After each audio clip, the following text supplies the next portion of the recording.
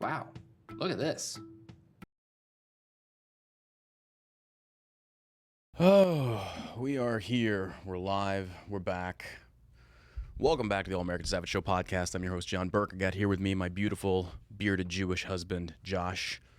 Josh is so beautiful. Thank you. Thank you. We were actually singing a wonderful song, right? But like, in my dreams, you're blowing me some kisses. That's one of my favorite things to do. Oh my God, you gotta laugh right now, ladies and gentlemen. You have to laugh, otherwise you're gonna fucking cry. It's just been, this 24-hour news cycle has been depressing to say the least.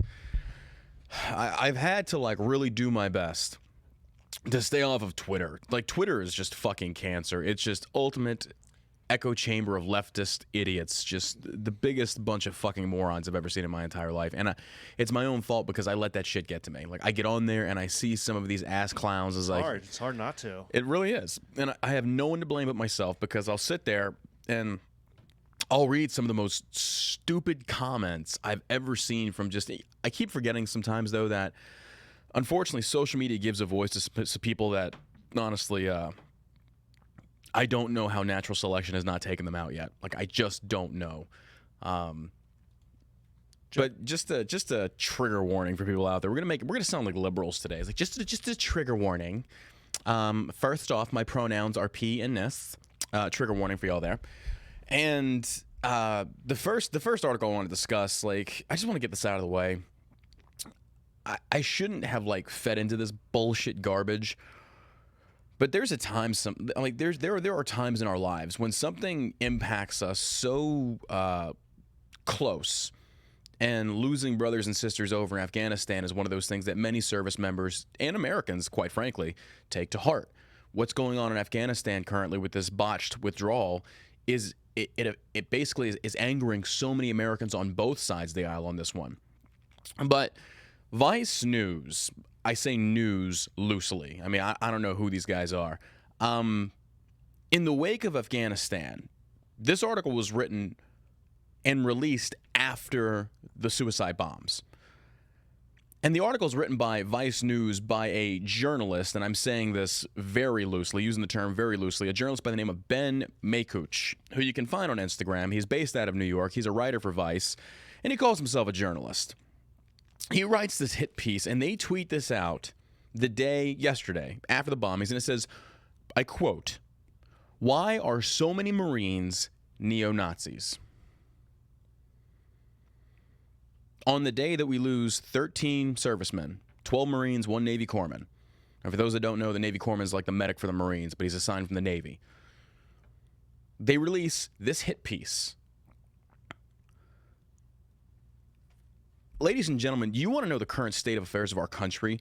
Now the military has been demonized by these left-leaning, ultra-liberal pieces of shit. And it says, while many vets are being outed as far-right extremists, what's a far-right extremist? Anybody that doesn't agree with them? Yeah, anybody that voted Trump? Like, is that what a far-right extremist is? Like, yeah. One branch keeps popping up when it comes to neo-Nazis, the United States Marine Corps. Like, what? Who are these people that are determining these facts? Yeah, that's what I want to know. Facts. These facts. This douche. I mean, he just looks like he fucking ingests soy on the regular. And he says, last Friday, the Department of Justice released one of the latest in an endless string of incidents involving white men subscribing to the tenets of far-right and planning acts of terror in the U.S. The document also had an all-too-familiar detail: former American service members using prosecutors' claims their trade craft to plan an attack. But why are you linking this to the Marine Corps? That's what I don't understand. And this is like, and in the cases they're citing, it's 7 people. 7 people out of like, I know the Army is like strength at like 500,000. I'm not sure what the Marine Corps is. Like, out of that many people, 7 you have as neo-Nazis for planning an attack. Like, this is where you're getting this from because of Marines. Like, oh my God. Another former Marine, Justin Hermanson, 21, was implicated in the same conspiracy that was previously true. Okay, so why? The way they write this article is as if they're blaming the Marine Corps for turning out neo-Nazis. What? Like this dude, and then he doubles down on it. He tweets out, and he talks about, I can see that I've hit a nerve because I'm getting a lot of clicks on that story. It's like, then you admit you wrote this for clicks. You admit that you wrote this hit piece trying to demonize the Marine Corps. Like, really? I'll be honest with you. I hope a Marine meets this dude in New York and he gets what he deserves. I hope somebody knocks this guy the fuck out. I do. Like, what a piece of shit. You want to call out I don't, you see, when they quote Nazism, I don't even believe them anymore because they don't even know what Nazism is. There's a difference in being a Nazi and then just being a blatant racist. Like, there is a clear difference. Nazism wasn't based just around the whole final solution concept. Nazism actually had political involvement. And these journalists don't understand that. So for the last 6 years, you've claimed anyone that disagrees with you is a Nazi.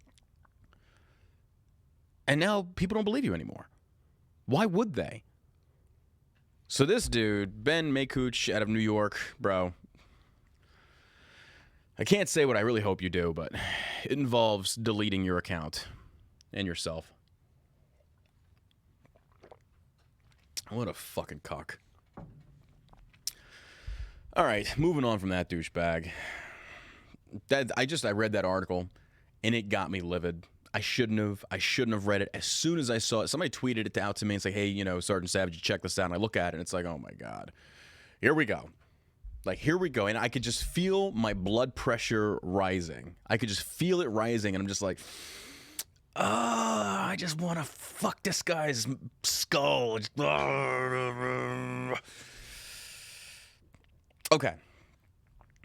My dear liberals, for you on the left-hand side of the aisle, I have but one question for you. Was it worth it? Was it worth it?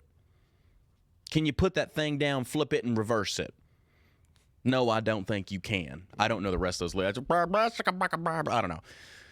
It was released that a list of evacuees of American and Afghan citizens was given to the Taliban. A literal list of names was given over to the Taliban that supposedly when people are attempting to evacuate and they go through these Taliban checkpoints, there's a list they can draw from.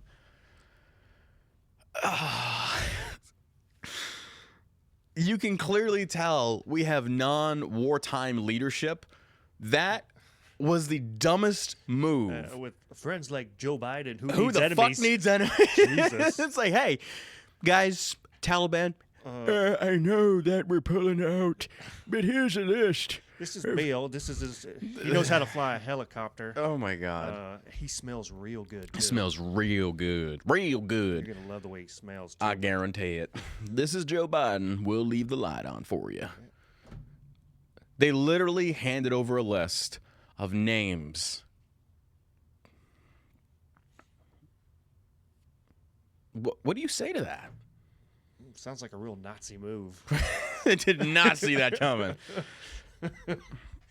But hey, at least Biden, and this is coming from CNN Politics, Biden to contact families of 13 U.S. service members killed in Kabul. I'm sure that's going to bring them instant closure. That's exactly who I want to hear from. The guy who's responsible for having my son killed. That's who I'd want to call me so I could tell him what a... Fuck off. Yeah. But he'd forget it as soon as the phone conversation was over. This is not going to be a very uplifting, motivational show today, as if it ever is, though. I mean, we're talking about politics. Like, we're literally discussing verbal cancer on a day-to-day basis on this. So if it brings you down, I apologize for that. The intent is not to bring you down, but it just simply is what it is. You need to be in the know. In my dreams, you're blowing me. President Joe Biden plans to contact the families of 13 U.S. service members who were killed in Thursday's suicide attacks outside of Kabul's international airport, according to a senior White House official. Okay, these attacks are going to get worse. Mark my words, ladies and gentlemen, this is just the beginning. This is just the beginning. Right now, there is virtually no control by the Taliban. The Taliban has no control over other cells that are operating over there right now. Between ISIS and the rest of them, they have no control. So when the Taliban makes a promise or says, this is what we're going to do, they can't control these other factions that are doing their own thing. You've got chaos over there. Planning is underway for the president to make those calls, but the White House is first working to ensure all the next-of-kin notifications have taken place. The official said the next-of-kin notifications are still ongoing.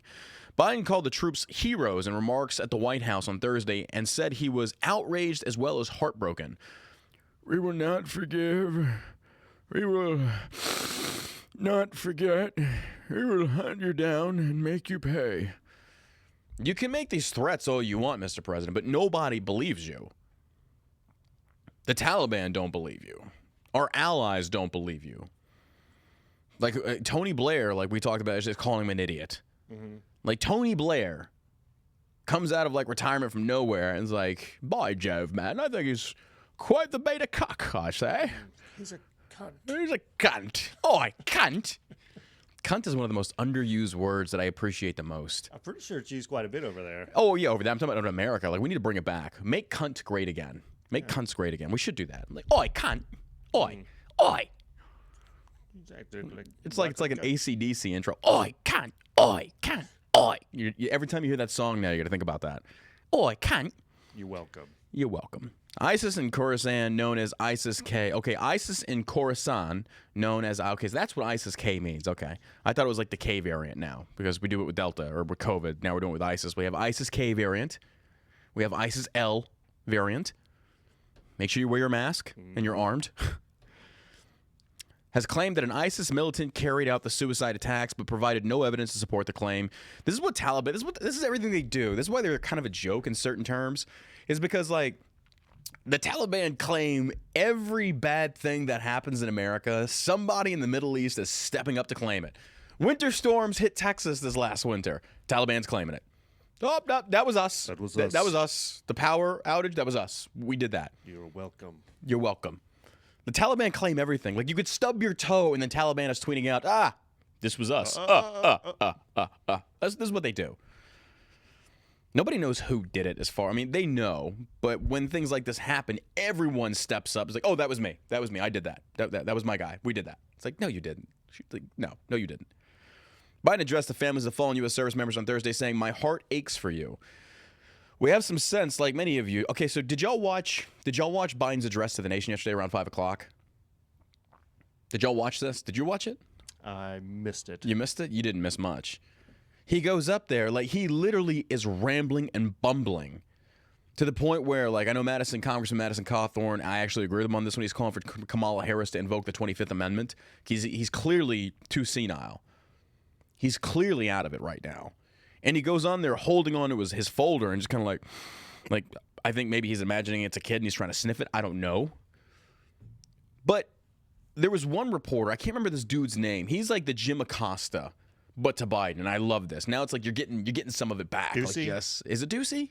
I think it's yeah. He's fucking going ham, and I love it. Yeah. Like Jen Psaki, young like blonde she's guy? yeah. Yeah. Jen Psaki's like she hates him, or Kusi, yeah, Ducey, Kusi, whatever, yeah. But either way, he basically is just going after Biden's like, do you feel? And I'm paraphrasing here. Do you feel any responsibility for what's going on over there?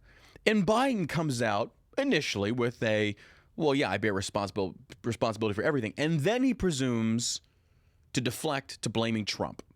Of course. It's just because he said, nobody's been killed in Afghanistan for many months until now. Do you bear any responsibility? And so Biden is kind of like, well, we didn't have anybody killed in Afghanistan because the former president negotiated a ceasefire. And he's like trying to paraphrase as if this is a bad thing. And I'm like, what? Like that? What? You're really using this as your defense? Yeah, I heard about it, and that's when he put his head down in his hands. Yes, it's like you're really using this for your defense to basically try and deflect onto Trump, who negotiated a ceasefire for the withdrawal process. If you have an issue with that, nobody died. Like, that's a good thing. Mm-hmm. That's a good thing. But people don't realize, like, we don't negotiate with terrorists. Like, you were sure sucking Obama's dick when he fucking handed over 5 militant Taliban leaders to get that fucking piece of shit Bo Bergdahl, which, by the way, one of those leaders is actually responsible for what happened in Kabul, or the resuming of the takeover of the Taliban. Thanks, Obama. Yeah. I mean, you just He's out there partying in Martha's Vineyard. What does he care? I know. can't help to think that they're just like their end game is just to destroy America. Yeah. Like this is you want to talk about incompetent. There used to be a time. Are we at war? Are we? All right. Is this? Is this what we do during war? I don't know. There used to be a time where I kind of respected our political leaders. Like, okay, they're intelligent, they're experienced, they're educated. It ain't like that anymore. No, not even a little bit. Not even a little bit. You meet some of these people, you listen to them talk, I'm like, who the fuck ties your shoes? I'm not the smartest pencil in the chandelier, but fuck me running. At least have some common sense when it comes to, hey, how about we don't hand over a list of names to the Taliban of people that we're trying to evacuate? You're literally giving them our intelligence on who these motherfuckers are. And the other part of it is, the people trying to go through these checkpoints and get into Kabul, they didn't know this. So they're literally giving their names, not knowing that they're on a list, handed to the Taliban saying, these are Americans that were and Afghan allies. We're trying to get out of here. It's like, oh, you're the one we're looking for. Put the name on the list. Hajib, put the name on the list. Oh, my God. That's crazy to me. Rusty Shackelford says, oh, my gosh, a right-winger saying the leftists are trying. I'm not a right-winger, though. I'm more of a centrist. So at least get that accurate. I mean. That's the problem. Yeah. Like, no, you're trying to destroy. No, you're the last I checked. It wasn't Republicans that botched this withdrawal and got freaking 13 men killed. And that list is going to continue growing. Yeah, what is a right-winger? I don't know. I'm against war. I don't care about gay marriage. I think some drugs should be legal. Because they have nothing else. They have nothing else anymore. Small government, no taxes. Absolutely. Just stay out of my business. Exactly. But that's where they go now. It's just that they just try and classify you as a right-winger to link you with extremists, and I'm like a MAGA cultist. And it's like, no, you really can't use that against me anymore. Your defenses are gone. And now I love how some of these Rusty Shackelford fucking morons come in there. It's like, stop trying to divide us. Brother, have you looked at your own party? You are literally the butt-fucking birth of the SJW movement, the cry closet, the safety pin, the screaming at the sky. You really want to sit there and try and defend your party by finger-pointing and browbeating at the other side, saying, you're responsible for all the... Shut the fuck up. Like, seriously? Like, do not try and come into my chat with that bullshit. Get the fuck off of YouTube, you cocksmoker. What a fucking moron. Like, to sit there and deny the history of your own party for these last 4 years, but the beautiful part about it is your own party's about to turn on you. You morons like that? You morons like that? It's going to blow up in your face because now your own party is... I tweeted it out today on Sergeant Savage on Twitter. Your own party is actually starting to wake up and understand that your dick-sucking of Biden and your party, it's backfiring in your face. More Democrats are starting to wake up, and guess what? Congratulations. You got what you voted for. You got Biden. You got Biden. Look how well he's doing. Look how well he's doing. And you want to defend this? Because every single one of you liberals on Twitter, all you're doing is deflecting to COVID. I wish you cared as much of COVID deaths as you do about the people in the Middle East. It's a false equivalency. You can care about both. But because my freedoms and I don't want to wear a mask and I don't want to force a vaccination, that's all they deflect to. Nobody can give me an answer of, like, what's the long-term effects of children wearing masks?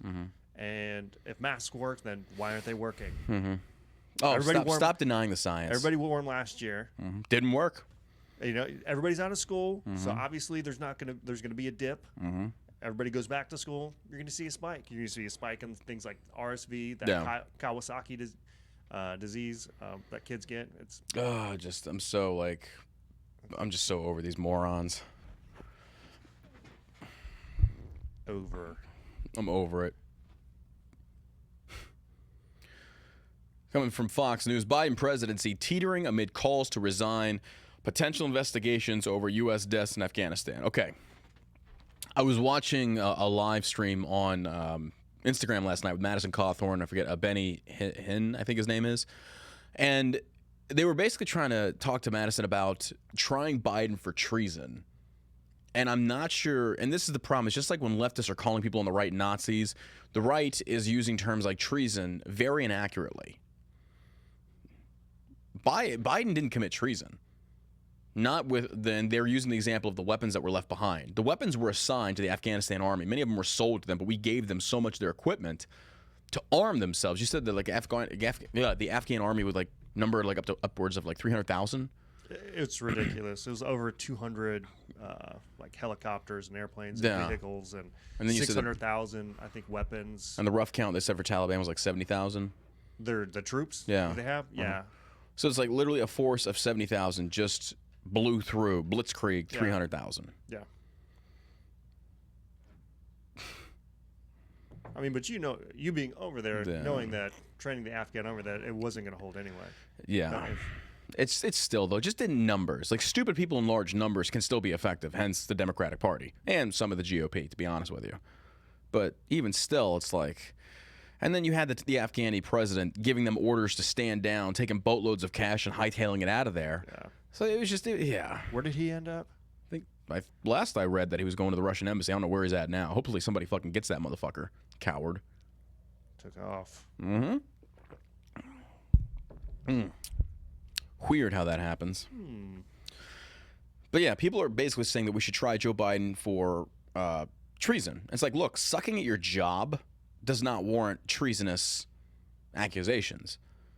Now, as far as his like mental state, yes, that 100% warrants invoking the 25th. He needs to resign. Many people in his administration need to resign, quite honestly, over this botched withdrawal. Like, it's crazy. Like, there should be resignations left and right. But last I read, nobody's been fired. Nobody's been held accountable. Crenshaw is saying it's the State Department. They basically released this intelligence. Biden didn't listen to it. You got General Miley blaming the intelligence community, saying it was their fault. We didn't have accurate reporting. So it's literally he said versus she said. There's fingers going back each way, and people don't know who to believe anymore. So instead, blame them all. If we can't find the actual scapegoats that are responsible, then fucking blame them all. What other choice do we have? Like, what other choice do we have? Yeah, you just can't believe anybody. No, fuck no. But maybe that's what they want. President Biden is being attacked from all sides after the deaths of at least 13 American service members Thursday in an ISIS-K terrorist at the Kabul airport, which calls for his impeachment and resignation from some. Okay, what are we impeaching him on? Like, I understand, like, the right turns just as bad as the left sometimes. Like, what are you impeaching Biden on the grounds that he's, like, mentally incompetent? Is that an impeachable offense? Did he actually break the law? I mean, if you can quote me on what he's done, then I would agree with you. I really would. Instead, I feel like he should resign. And they should invoke the 25th. Because here's the other thing people don't realize. Like, Kamala Harris is tied to this dude. And Kamala has got to be just face-palming hard as hell right now. She's tethered to this piece of shit. So even she, I think eventually, if this continues, is going to support invoking the 25th behind closed doors, I would imagine. Because this is going to impact her as well. She's guilty. She's complicit in this. So I could see behind the scenes Kamala getting on board with freaking basically saying, hey, he's too senile if he does not voluntarily resign. But if Biden's not going to resign anytime soon, he won't do it. Down the road, possibly, but in the midst of what's going on right now, it'd actually be the worst time for him to resign. It's like, do something, you're still in charge, make a move. Once it's finished, then you can resign. But in the meantime, or if it's so bad as it is, like, part of me is kind of like, could you do any worse? I mean, could it really be any worse? You botched it from the get-go. The outrage over American deaths Thursday was compounded by news that the U.S. gave the Taliban the names of American and Afghan allies it wanted to evacuate. The political crisis for Biden follows a foreign policy crisis in Afghanistan after the Taliban sweep into power as American troops withdrew from the country on Biden's orders. And even Democrats are criticizing the president's actions. I've said this so many times before. You know it's bad when both parties are coming after you. Like, you know that's bad. Of course, Pelosi, Schumer, the rest of these friggin' SJW leader heads, talking heads, not a peep. Sergeant Major of the Army, Gringston, this fucking douchebag cuck in uniform. All they're talking about on the day of we're losing so many people is the women's suffrage movement. Pelosi tweets out the same thing. It's like, we're literally losing men in combat, and this is what you're talking about? Like, really? Do people give a fuck about this? Like, is this really on the list of things to give a fuck about right now? Hey, guys, we're losing our military over here. 60 Afghans have been murdered. 13 military servicemen have been murdered. But hey, let's remember the women's suffrage movement. Meanwhile, it's our men that are dying over there. I don't really give a fuck about this movement that is over and done with. It's dead. It's gone. Cool, you got equal rights. I'm fully supportive of that. But you got men over there dying. Not feminists. Not you fucking blue-haired, fat, overweight lesbians. It ain't you.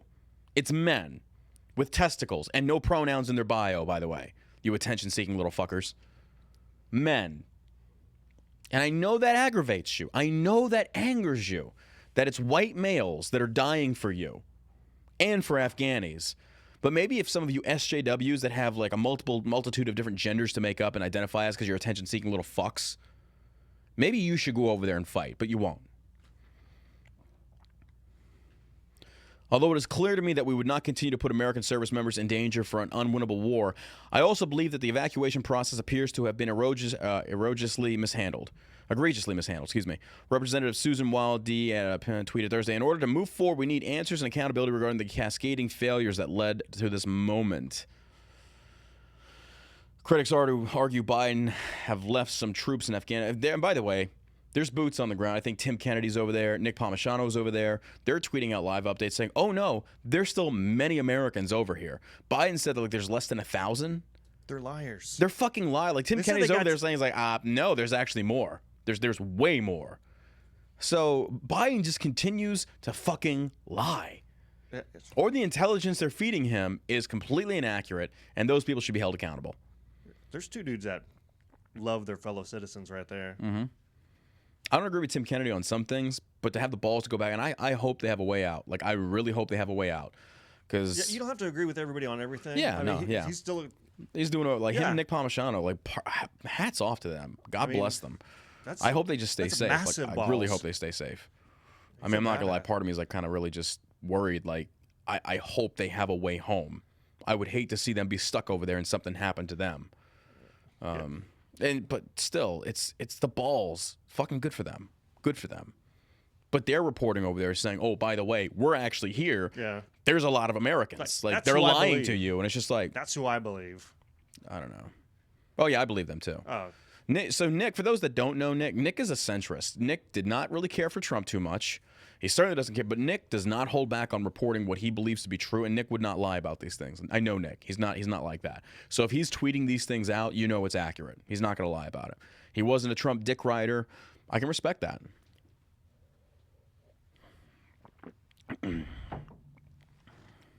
The cascading cries the president faces are happening more than a year before the midterm elections, and his political stock could certainly recover.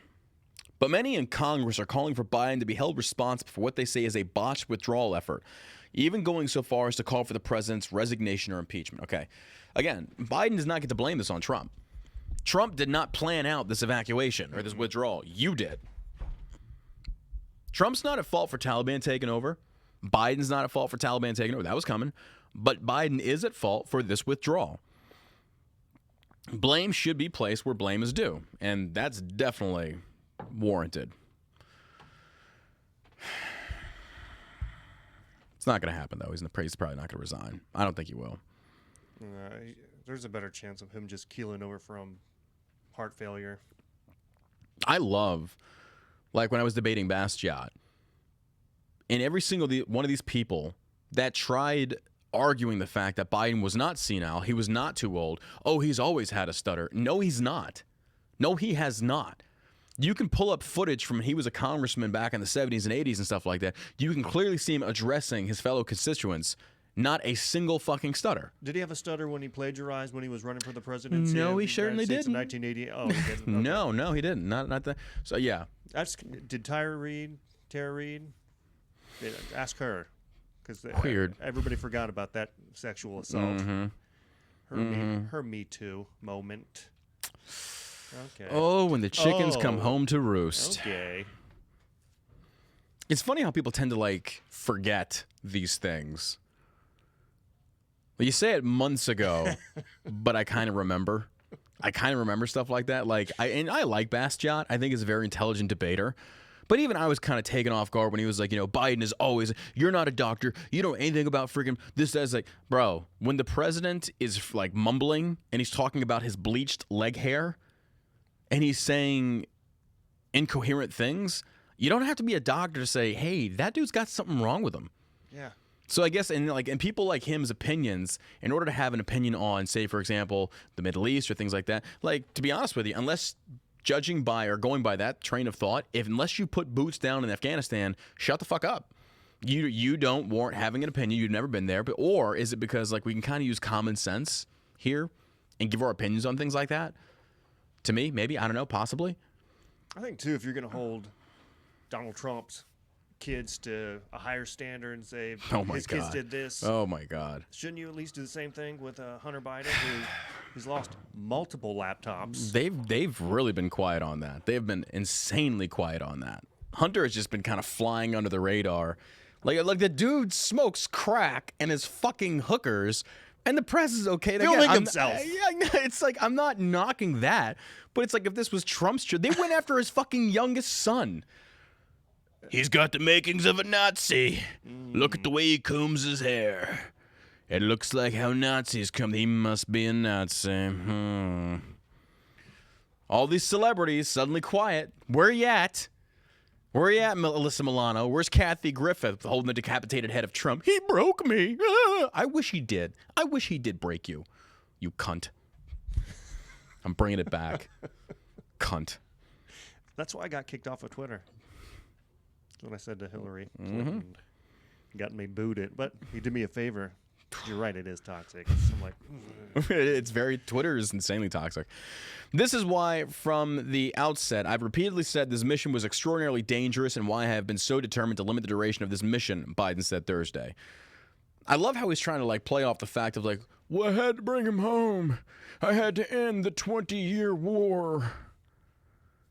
But you didn't have to end it like this. Like, it didn't have to be like this. Mm-hmm.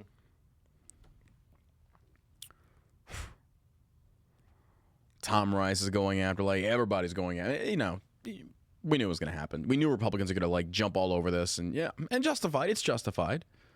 100% justified.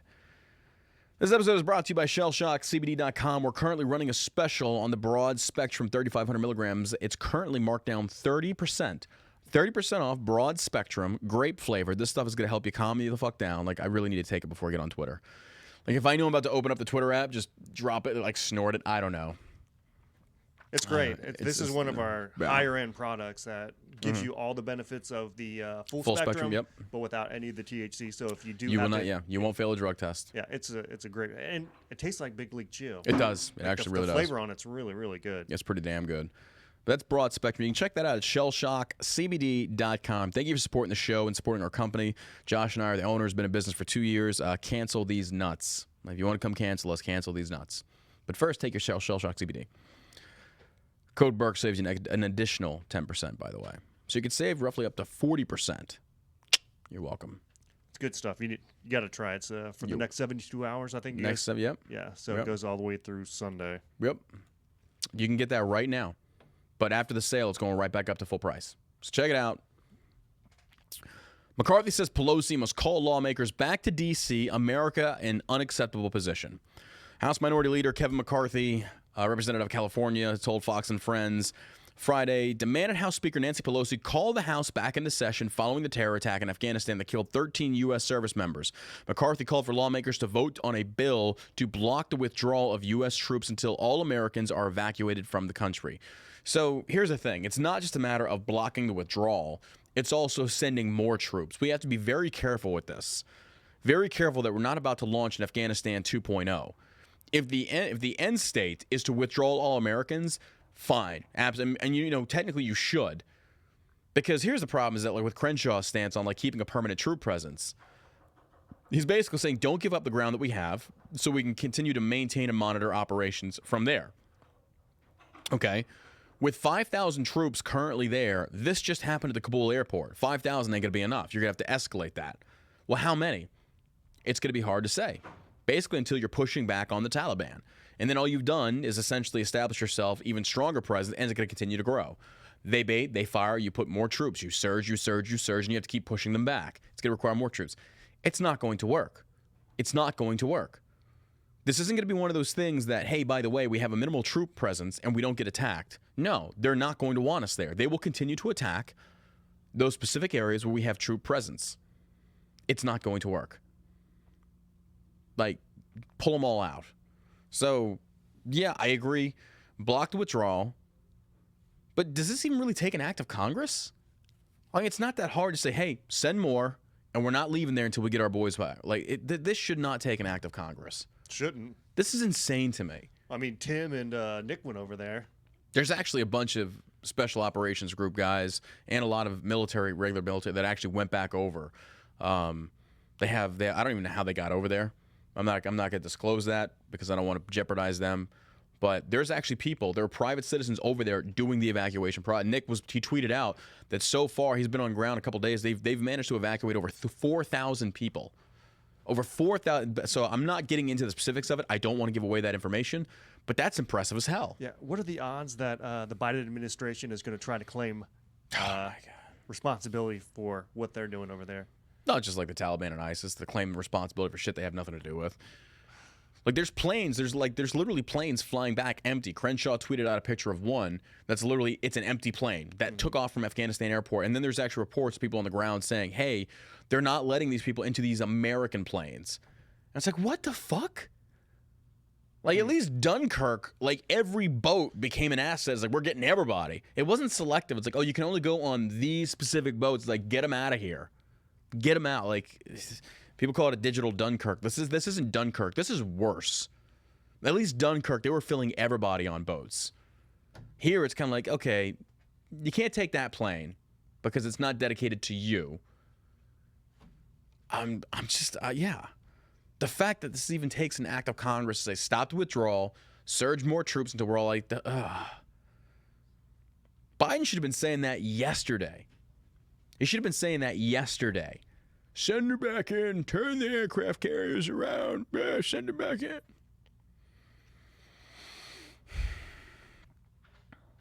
What's going to happen now is we're watching ISIS grow again in Afghanistan when 5,000 prisoners were released inside Afghanistan, when they now know that they can come to America. By the way, 30,000 refugees are hitting our shores, many of which have no background checks on them. Many of which have no background checks.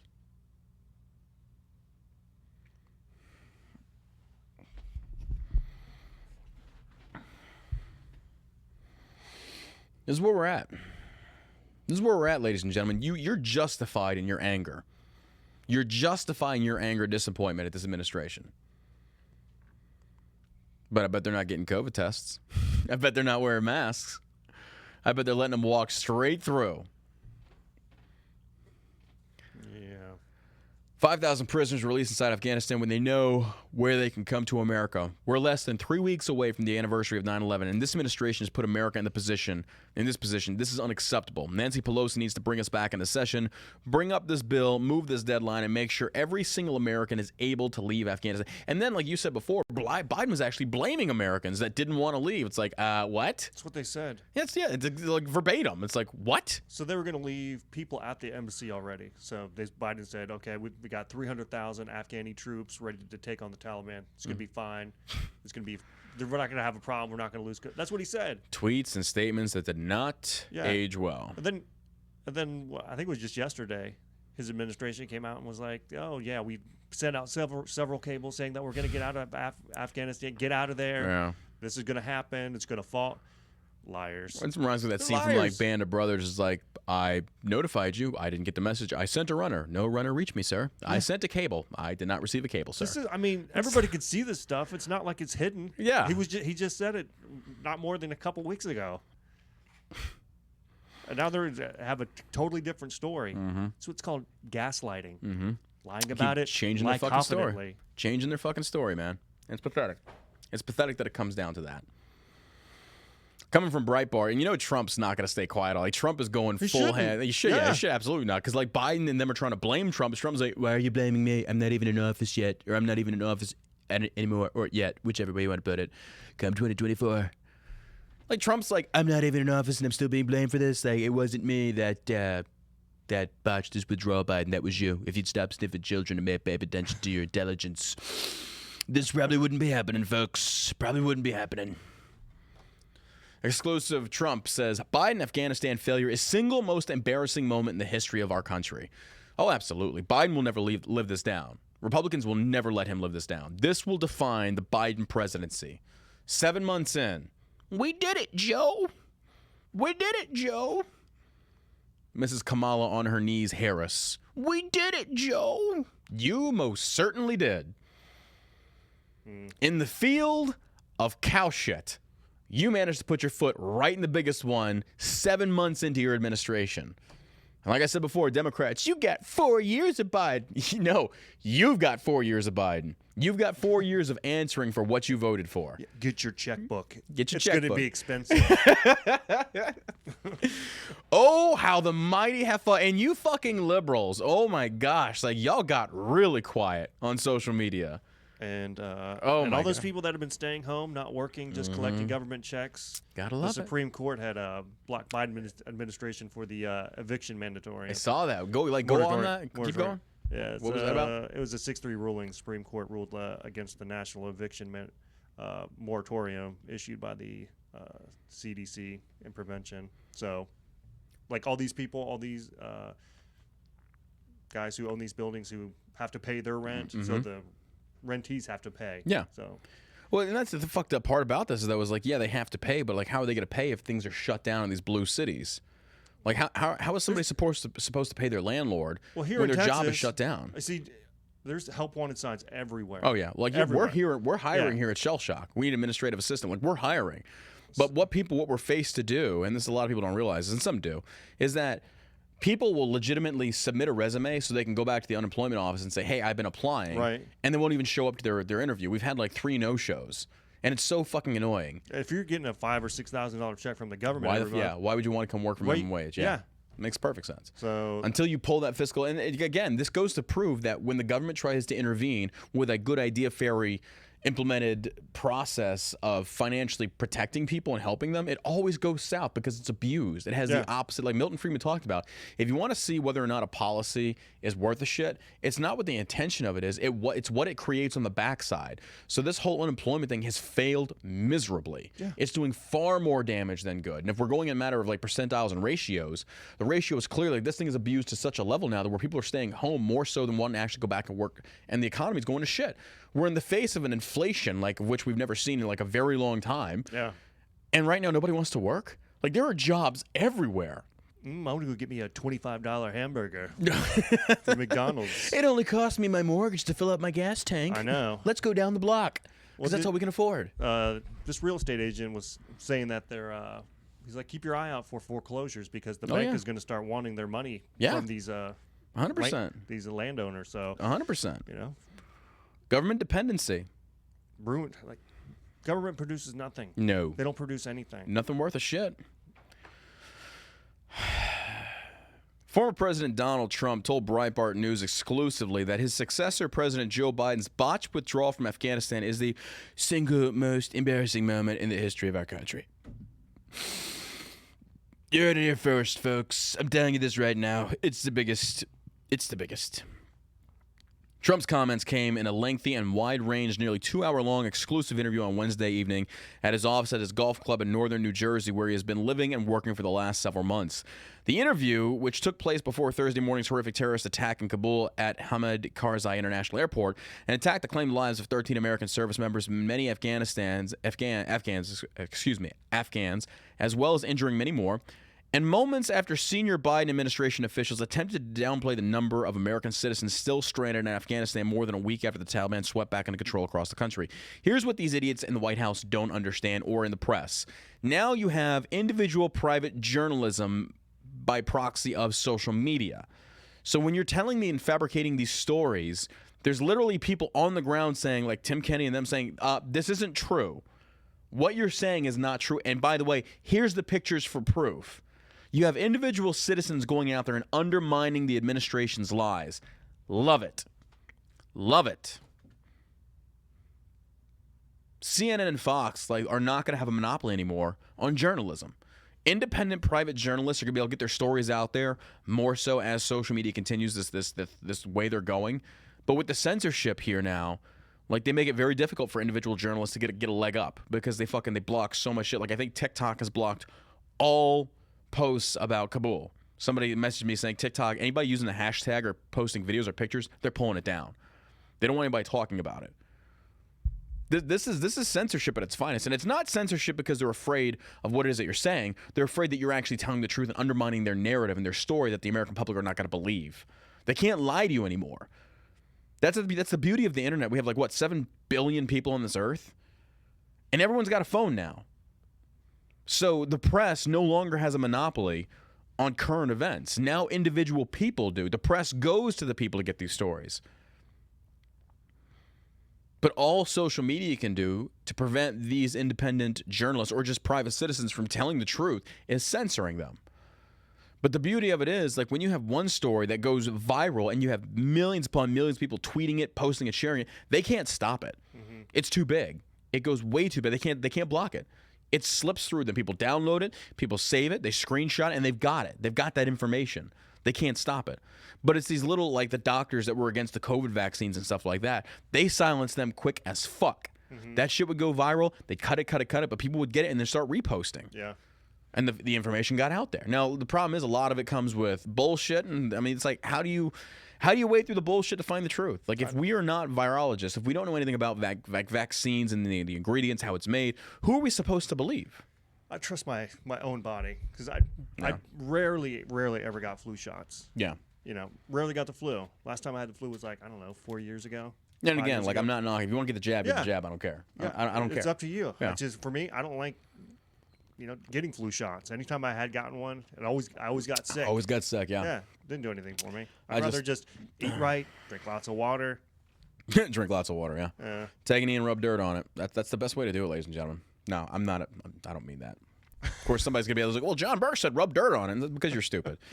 But I think there's other therapeutics out there that you can take. They're talking about that. 100%. What? Hydrochloroquine and whatever the other one. Oh my God! There was a story that just came out. There was a prison doctor treating the inmates with horse steroids I'm probably misquoting this, but he was basically giving them animal pills to treat COVID. And they're like, stop. I think that's what stop. The ivermectin is. It's it's for animals. But yeah, it's a parasite. Oh my God! You have to look more into it. I don't know. Either way, it's just kind of you're treating inmates with this But they have been giving it to humans. Everybody's just kind of do your own thing. Do your own thing. That wasn't John Burke advocating for rubbing dirt on your COVID issues. Somebody will take it that way. I'll get some emails. I'll get some upset, angry parents. You know what my son did? Maybe you shouldn't have raised an idiot. How about that? Not my fault. Your child is stupid. Turkey's Erdogan confirms talks with Taliban over Kabul airport operations. This comes to us from Breitbart today. Oh my God. Turkey's President Tayyip Erdogan said on Friday talks are ongoing with the Taliban over a request for support to run Kabul airport once foreign forces have left the country. And I've got another article here where saying that China is probably going to recognize Afghanistan's government as being Taliban. And people don't like that. It's well, yes, they're going to, because whether we like it or not, Taliban is in control now. That's who runs the government. It's the Taliban. So you can either deny the fact that they run it or the fact that they do run it. So I don't like China. I don't like them. They even made a threat to Trump saying, you better not try and go after the Taliban. You better not try and sanction the Taliban. The Chinese literally said that yesterday to Biden. I read the article and I'm just mind blown. Mind blown that China under Trump would never have tried pulling that. Oh, absolutely not. Trump was like, I've got 2 words for you that you maybe heard of. Nagasaki and Hiroshima. Try me, bitch. See what happens, Z. See what happens. Your pronoun's going to be 8 and up or burned alive. It's really up to you. Nuclear blast. Whatever you identify as. I don't even care. Fat man, little boy, 2.0. We will nuke you. Put you back in the Stone Age. Your Pokemon Go will be fucking toast. All gone. Your hentai porn with the octopuses done. No more. I will crucify you. All I could picture, the only thing I could picture Trump in response to China saying that is oh, you better not freaking go after the Taliban.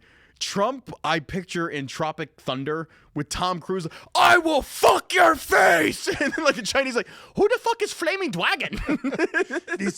I am Flaming Cheeto Man. I will bomb you. That's what I see happening. But the Chinese are already honing in on Biden's weakness. Like, you do this, you better not fucking, don't fuck with the Taliban. And Biden reminds me of Simple Jack. I'm a simple Jack. It's so bad, man. Everybody on the international stage now knows our president is a bitch. They know it. They know it. So I just can't get out of my head now. You make my brain sad. It makes my eyes water. I don't know, man. I don't know. It's hilarious to me. Like, China just steps right up and is like, fuck it, let's call this bitch out. The Taliban already made him their bitch. Like, everybody's doing it now. I'm just...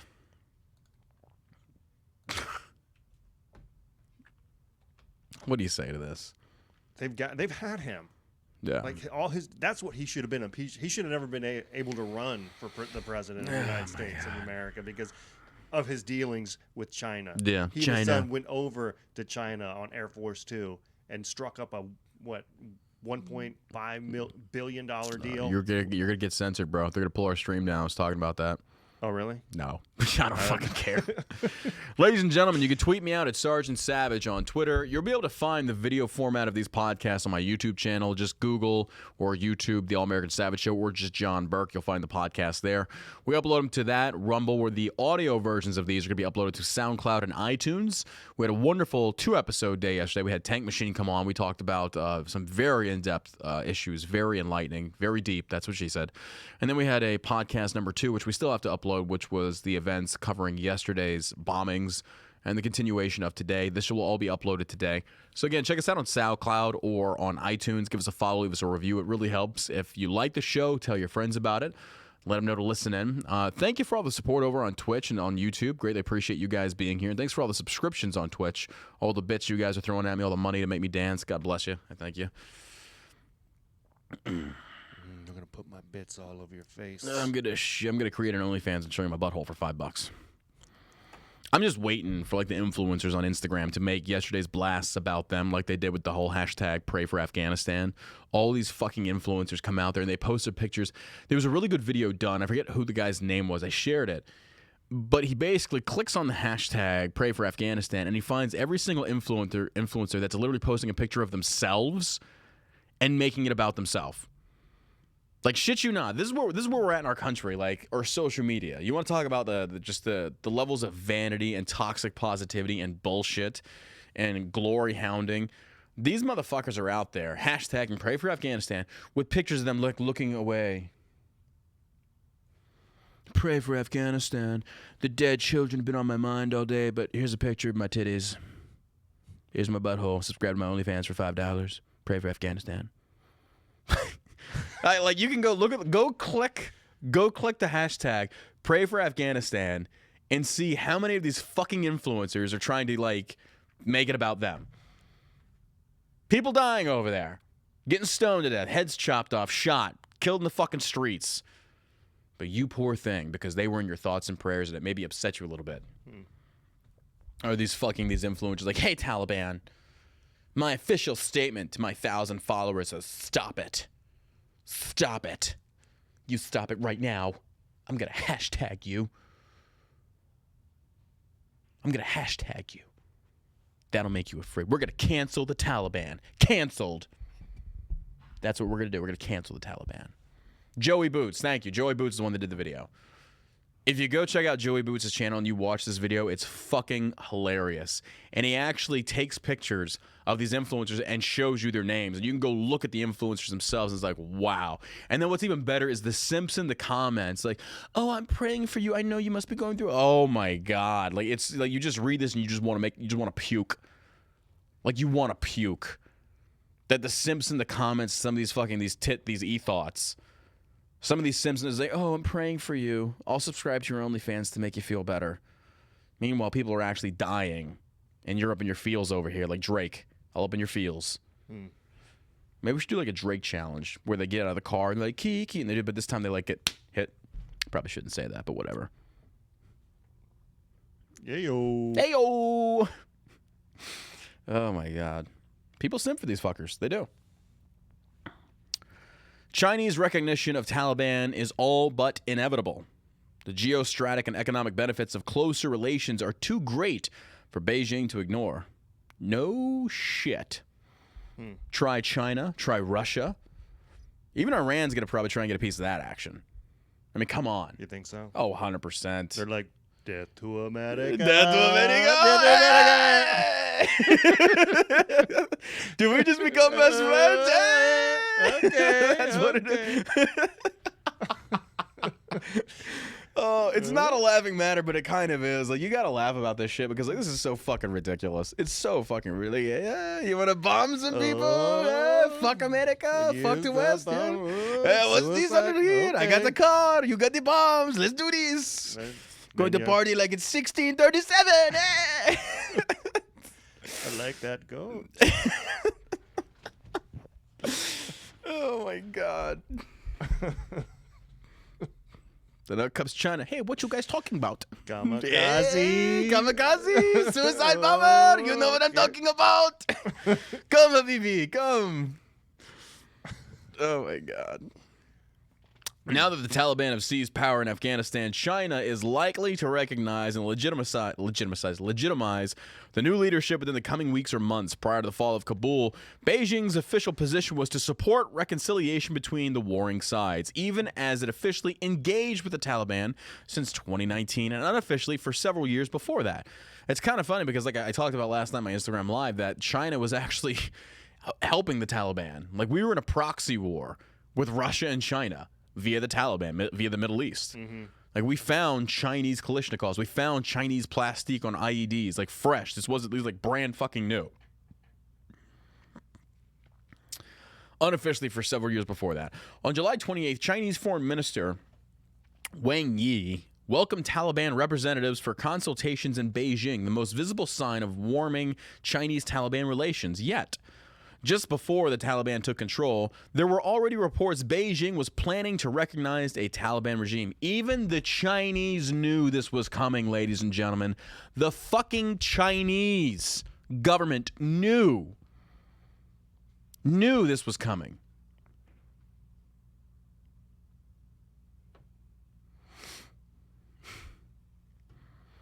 And then Biden goes up there and is like, we didn't know this was happening. It was and on Hunter's laptop. Like, oh, look at this. Yeah.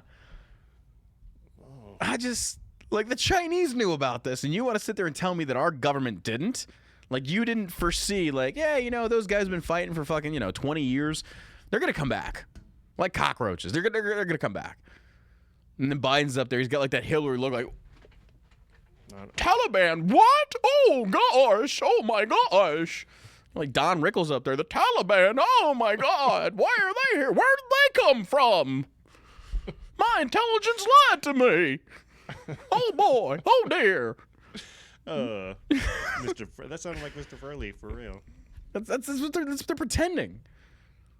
Why didn't anybody tell me about this? Why didn't you warn me about the Taliban? It's probably because common sense would tell you that, nah, whatever. Oh, my God. They knew. They knew. Oh, they fucking knew. They just don't care. Oh boy. Taliban are back. Since the fall of Kabul, Beijing's statements have been friendly but circumspect. On August 16th, one day after Kabul fell, Chinese Ministry of Foreign Affairs, MFA, spokesperson Hua Chunying was asked about potential recognition. She said, "We hope the Afghan Taliban can form solidarity with all factions and ethnic groups in Afghanistan and build a broad-based and inclusive political I'm so fucking sick and tired of these politicians speaking politicianese. Like, you use these terms that sound so fucking good to, like, an educated audience.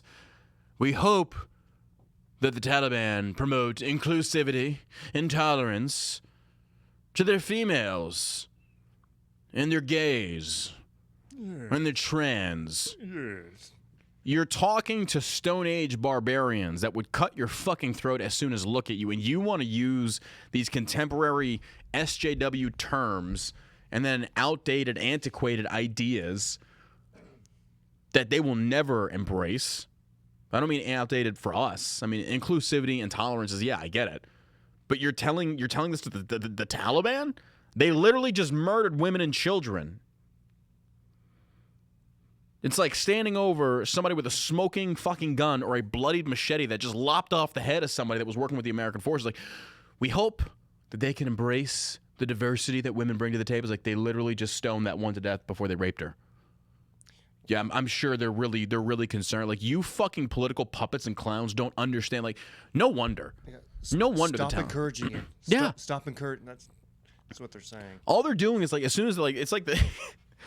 I don't mean to laugh about this, but the mental picture I get in my mind is like there's this Taliban dude who's got like the machete up, like about to chop a woman's head off. I was like, "You stop that!" And he's like, "Huh?" He's like, pulls it back more. Like, "You stop it!" And he's like, He's like, don't you do it? Don't you chop her head off?" And then he pulls the machete back like even more. It's like, "I'm warning you, don't." And then he does it. It's like, "Okay, that's it. Okay, well, you better not do that again." And then like another woman comes up and getting ready to do it. It's like, "Oh, don't you do it? Don't you pull that machete? Oh, this is it. Final warning, or else I'm gonna be very upset with you." Like, the only thing they understand is the universal language of 5.56 and 7.62. That's it. That's all they understand. You shoot them, you bomb them, you kill them. That's all there is. They are like fucking cockroaches. You don't reason with them. Not to that level. You don't sit there and make demands of their culture that they change. You better start embracing women as being equals. Okay. Meanwhile, that CNN journalist goes over there and like, she's like, at first she's like wearing no head covering. And then she's like, they're screaming death to America, but they seem very friendly. Legitimately said this. Though they're chanting out here death to America, but they're being oddly very friendly. It's like, it's not as rapey as you would think. Yeah. I thought it would be a lot more rapey. Yeah, but they're, no, it's not. It's crazy. I mean, they're shouting all these things, but yeah, weird. And then she comes out in a news article like the next day or like a week later, and she's interviewing the Taliban, and she's wearing a headscarf, and I was like, they've just told me because I'm a woman I have to stand over here, so I'm just go do that before they chop my head off. It's like, what? It's like, you are like the biggest propaganda pushers, and you're over there with your feminism, and then as soon as some dude that will beat the fucking brakes off of you, you want to talk about fake feminism? That's fake feminism. If you're so equal, go over there and tell the Taliban to fucking recognize you as a woman and see what happens to you. You feminists over here in America, this is a bold statement to make. You have equality because there's nobody there with a gun shooting you fucking down because men took your side and stood up for you. So you feminists over there that think you've got it so bad here in America, go overseas and what happens when the men don't stand with you and they have the guns. Feminists that are anti-2A, you have a voice because you are able to defend yourself and shoot back, which I support your right to do 100%. Go over there and see how far you'll make it as having a vagina. You're empowered. You're empowered. You're empowered because you're allowed to be empowered over there in the Middle East. You're allowed to be. Well, not anymore. Like in the fucking 70s they were. Now it's like Taliban came in and was like, nope. Oh, you don't like hearing that, do you? You don't like hearing that. That hurts. You have equality because men took your side and literally were willing to fight and die for your beliefs as well. Not saying it's not women as well. But I dare some of you feminists to go over there in the Middle East and fucking flex over there and see what happens to you. See how good you've got it here in America. See how equal and the same we are over there when a dude fucking beats your head in with his fist. Fucking idiots. This shit's so annoying. Super annoying. Super annoying. We're so oppressed as you sit there and you fucking tweet about it with your hashtag showing your butthole on your OnlyFans, fucking going down to get a McDonald's to feed your fucking blue-haired fat ass. Shut the fuck up. You're not oppressed. You're just spoiled. Did you see that Kamala had to cancel her plans? Oh, yeah, her rally that she was going to with Gavin Newsom. To help him? Yeah. So she had to go back to Washington. Aww. So instead she sent a car full of 300 ballots in her proxy. So, I can't make it, Gavin, But here are 300 blank. I've got some ballots for you to use in ballots. the next election. Just You're slide welcome. them under the table over there. We're not going to talk about that. You are welcome. I gotta get this thing Joe got us into. We did it, Joe. On August 18th, there came the strongest hint yet at official recognition of the Taliban by China. It is a customary international practice that the recognition of a government comes after its formation. What?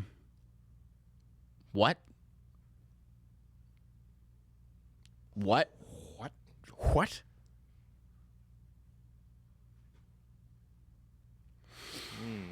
MFA spokesperson Zhao Lin said, most recently on August 25th, an MFA spokesperson, when asked about a reported meeting with the previous day between Taliban representatives and the Chinese ambassador to Afghanistan, said Beijing stands ready to continue to develop good neighborliness, friendship, cooperation with Afghanistan, and play a constructive role in Afghanistan's peace and reconstruction for the low price of access to your aid America. Get through How about some of those America. natural resources? Come on. Okay. Come on. Hey, China, go for it. Knock yourself out, because you're going to realize that fucking enemy that you're in bed with right now will turn on you. Oh. They will turn like, Yeah. ugh, baby. I want some chai now. I want some chai. Yeah. Oh, fucking dude, you want to talk about the best pre-workout in the world? Chai. That's one thing I've never understood about the Middle East and Iraqis. Like, here in Texas, like, it can be like 95 degrees, but the humidity is like 110%. It's ridiculous. It's horrible. But over there, they will be in the middle of the fucking desert, sweating their ass off. It's like, oh, stop. Time for chai. Heat up this boiling hot fucking tea, dump like at least a quart of sugar in this son of a bitch, and then just slam it like it's not a big deal. It's like, bro, it's literally 130 degrees out and you're drinking hot tea. And then one day I stopped on patrol and I actually had some with one of the shop owners. He's like, oh, have some chai. I was like, meh, you drink it first. And he did. He's like, okay, cool. And then I literally look at the glass, the little glass. You drink it first. Oh, yeah, absolutely. Upset fire. Oh, yeah. Anytime you have a meeting with them, it's like, okay, you drink it first just to see what happens. And they knew. They knew. 100% they knew. But they would give you like this little glass, see-through glass, about yay big, maybe about like 3 inches. And I want to say about 1.5 inches is just straight sugar. You see the sugar in there before it dissolves, before you mix it up. It's like 1.5 inches of just straight sugar. You want to talk about like the greatest pre-workout known to man, to where you could be feeling like shit on a patrol, sweating your ass off, tired, hungry. You slam like 1 or 2 things of chai and just like, I haven't slept in 4 days. I haven't slept in 4 days. It's the greatest like pre-workout ever. It's like, dude, I feel like so good. What the fuck was in that tea? It's like, well, a little bit of heroin, a little bit of sugar. I don't know. It doesn't work like that with heroin, but you get where I'm going with that. Oh, my poppy field. I'm soon to touch the red poppy fields of home. They're all gonna miss me. China, Iraq, yeah, you hate Americans, you like poppy? Poppy? Yeah, poppy. Yeah, Okay. poppy has a new meaning now. Okay. Things are happening. For those that are listening and that actually served over there, like, do you remember the Boom Booms and the Wild Tigers? They were like these off-market energy drinks that you'd never heard of. It's like when you go to like the Dollar Value and they have all these off-brand shits. Like, what the fuck is this? Because you have like Fruit Loops, and then you have the great value of like Fruit Loopy Loops. It's like, oh, close. I say that. Is that the same? No, but hey, it's $10 cheaper. Fuck it. They had the same thing over there. There's like these cheap-ass energy drink knockoffs, but were way more effective that you would drink. It's like, holy fuck me. It's like, that's probably got some illegal substances in it, but it works. Like, oh my God. It was just so, and then they had the drinks with the bits of fruit in it, like an orange juice or an orange drink. It had bits of orange pieces in it that were actually really good. I forget what they were called, but they tasted so good. That's what we should have invaded Iraq for. They were coming for your energy drinks. We're going to bring you guys freedom at the cost of your energy drinks. Because I really like me some Boom Boom Wild Tigers. Boom Boom Wild Tigers. And Boom Boom Wild Tigers. Sounds like a, I don't know, a sexual move. The Wild Tiger. We're going to do the Wild Tiger. Right after we do this If Cincinnati Deanna's listening, handshake. if you're listening, I'm going to do the Wild Tiger on you tonight. You're going to be snarling. No clue what that even means. No clue what that even means. Oh my God. People know. People know what I'm talking about. If you've been over there, you know what I'm talking about. That stuff is like, it's crack in a can. So It's still the early days under Taliban rule, so China is understandably cautious. Oh, yes, absolutely. You're meeting with Taliban officials. You're basically putting out statements like, we are prepared to recognize the Taliban government. That's very cautious, 100%. Way to play the cards close to your chest on that one. Beijing is concerned. I can't even read this straight. Beijing is concerned the Taliban may re-engage in illicit narcotics trafficking to fund their government and return to supporting terrorist attacks outside of Afghanistan. What do you mean return to? Like, what do you mean return? They've been doing it this whole fucking time. They didn't stop. You really think they stopped? Hell no. We're kind of cautious because we have a feeling they might go back into drug smuggling, maybe sex trafficking. China, you murder your own people.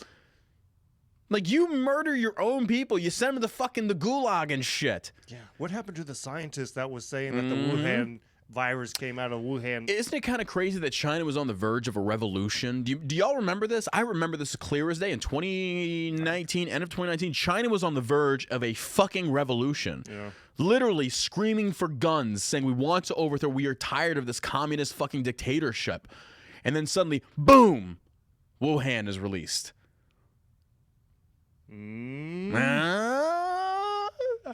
Oh, I know one way to suppress free speech. Release the Wuhan. Weird. Weird. Oh, weird. Huh. It's true. Kileko says, I ordered from your website yesterday, new customer. Well, thank you very much. I hope you like the product that you ordered from us. I really do. You're not going to like it. You're going to love it. You like freedom? You like feeling good? It works. We're being very cautious. The Taliban might return to drug smuggling to fund their government. You don't say. Really? You sons of bitches. You lied to us. You sons of bitches. You think they're going to pepper in any terrorism? Just a little bit. Maybe just can we have a little terrorism? Just a little terrorism? Just a little bit? Okay. Beijing worries the Taliban's spectacular success might embolden alleged members of the Eastern Turkestan Islamic movement, which Chinese authorities have controversially designated as a separatist and terrorist threat in northwestern Xinjiang province. To date, China has predominantly relied on its ironclad brother Pakistan to do the heavy lifting to prevent fighters from entering Xinjiang or otherwise support the outlaw group. Isn't that kind of weird? That you're having, that even China's like, well, look, we'll do business, but we don't want your kind over here because you kind of blow shit up everywhere you go and then murder people in the streets. Yeah, I mean, like, China, really? Like, you're really pushing this bullshit? It's like, hey, we want to be partners with you, but we just don't want you here because you kind of kill people. Maybe your religion's a little violent. It's just a challenge to them. Yeah, it's kind of like, but at the same time, it's like, it's China saying this. It's like behind closed doors, you're like North Korea 2.0. Like, North Korea at least has the balls to be up front. It's like, oh yeah, we send them to the gulag and the salt mines. Yeah, 100%. China's like, oh no, we don't. It's like, what's that behind you? Nothing. It's like, no, that's a salt mine door. No, it's not. They love of being here. They love of being here. Eat the gun. You are fed good. What? I'm fed. You're fed good. And they rely on Pakistan to do the heavy lifting. Pakistan that fucking hid bin Laden. Trust these Middle Eastern countries like I trust fucking Kathy Griffith to or like Rosie O'Donnell to lose weight. Like, really? Joe Biden to watch my kids. Or fucking Bill Cosby to mix my drinks while Casey Anthony watches my kids and I go out for a fucking date. All of that. Oh my God. Like, you can't... I find it so ironic. I just find it so fucking ironic. China's like, we want to do business with you, but we just don't want you here. Okay. The good news for Beijing is the Taliban are saying all the right things to assuage Chinese concerns. You're watching, you're reading this. It's like, well, the good thing is the Taliban are saying they're not going to kill our people. So we have that going for us, and that's worked out so well. So well in the past. The Taliban have also reassured China that post-war Afghanistan will welcome infrastructure and investment projects. It's almost as if they're telling you what you want to hear to get your business. I mean, look, China's not stupid for doing this. China is smart for it. I'm surprised Russia isn't even pushing on this harder, or they're just using China as a front as well. But China, like, I can't. They're pretty hardcore though. Oh, they 100%. They would go in there 100% and then murder everybody. Oh, fuck yeah. Yeah, they don't like. China doesn't play just around. Murder everybody. No. I mean, China's just very good at keeping it discreet, though. Yeah. Very good at keeping it discreet. Like, okay. But it's just mind blowing to me. That's kind of like China's like, oh, they're selling us everything we like. I like this. Maybe there's room for a negotiation. Maybe we can be partners because they're giving us all the right things we want to hear. It's almost as if like when people sell you a product, it's like, well, do you think this product's worth it? And the salesman's like, no, actually, it's a piece of shit. I mean, like ripping you off for your money. It's like, well, I'm gonna buy it anyway. Okay. It's like, of course they're gonna tell you what they want you to hear. Keep talking. Yeah, I like where this is going. Yeah, keep going with this. So tell me, how much of a piece of shit is this product? Like, how much is it actually worth? Like, I'm really interested in like being lied to even more. Please. Okay. You know what? I will vote Biden. Absolutely. That's worked out so well. We did it, Joe. 7 months in. 7 months in, and Afghanistan has totally fallen. Inflation is coming. Like, oh my God. China is a friendly country, and we welcome it for reconstruction and developing Afghanistan. It's almost as if that's what America was trying to do for the last 20 fucking years. Weird. Weird. That's great. If Afghanistan becomes sufficiently safe and secure, China will likely be eager to expand its Belt and Road Initiative, shunned by previous Afghan government to avoid angering Washington by building road and rail connections into and throughout Afghanistan. As yesterday's terrorist attack on Kabul's airport demonstrates, the situation on the ground remains fluid and potentially dangerous for Chinese nationals working on infrastructure or other projects. China is now in Afghanistan.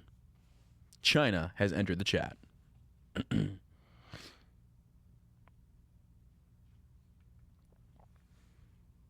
Communist China is a threat. It is. They're expanding. You want to talk about like America imperialism? Like all these fucking SJWs are talking about like I'm such an anti-imperialist and colonialist and all this other ists. Meanwhile, China's literally doing it. I mean, America's done it too, don't get me wrong. But China's literally doing it right in everybody's face. Like, hey, like they literally stand up, they're pulling the Kanye West of like looking at America. Like China's like, I'm gonna let you finish America, but real quick, hey, Afghanistan. What's up? We doing business. The Taliban are like, okay. Like the Taliban are doing business with communists. But it's yeah. We are flaming dragon. See how that works out. Like they're gonna have a really good deal. Good for them. Good for China. Smart move. Because I know what's gonna lead to. Eventually you're gonna cross the Taliban, they're gonna start murdering you in bushels. Like it's good luck. Good luck. See how that goes. See how that works out for you. Communists and Muslim extremists come together to form. What would be a good superhero name for that? Like the villainous superhero. Shithead. Communists and Islamist extremists have come together to form the coalition of sheetheads. Communist Islamist extremists. That's like something that you could cook up in like a German physicist lab. Like back in World War II, it's like we're going to take some Islamic extremists, we're going to take some communist China, we're going to mix them together, and boom! Nobody knows what to call these motherfuckers. Love Chinese food and fucking goats. Weird. That's crazy. That's crazy to me.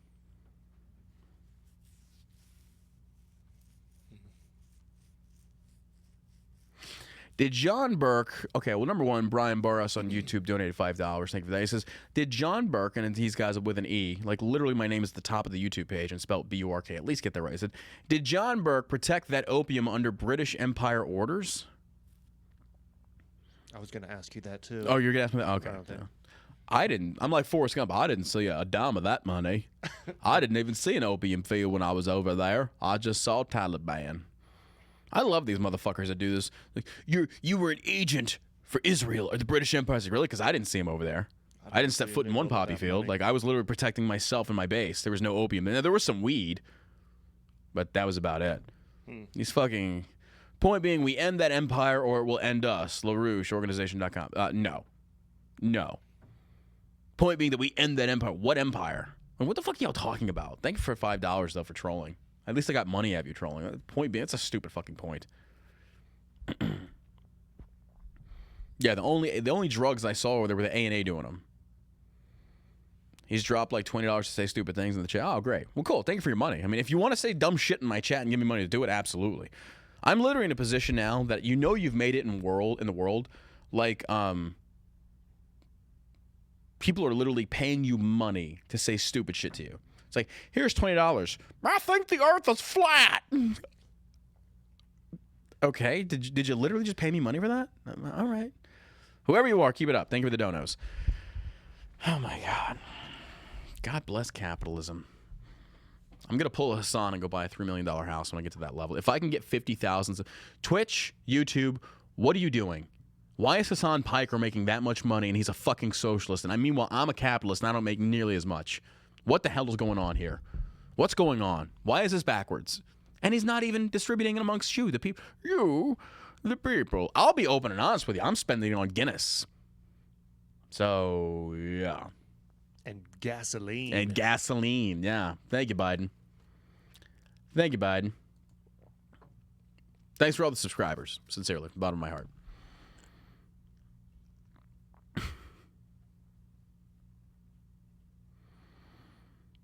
You just can't make this shit up, man. You can't make this shit up.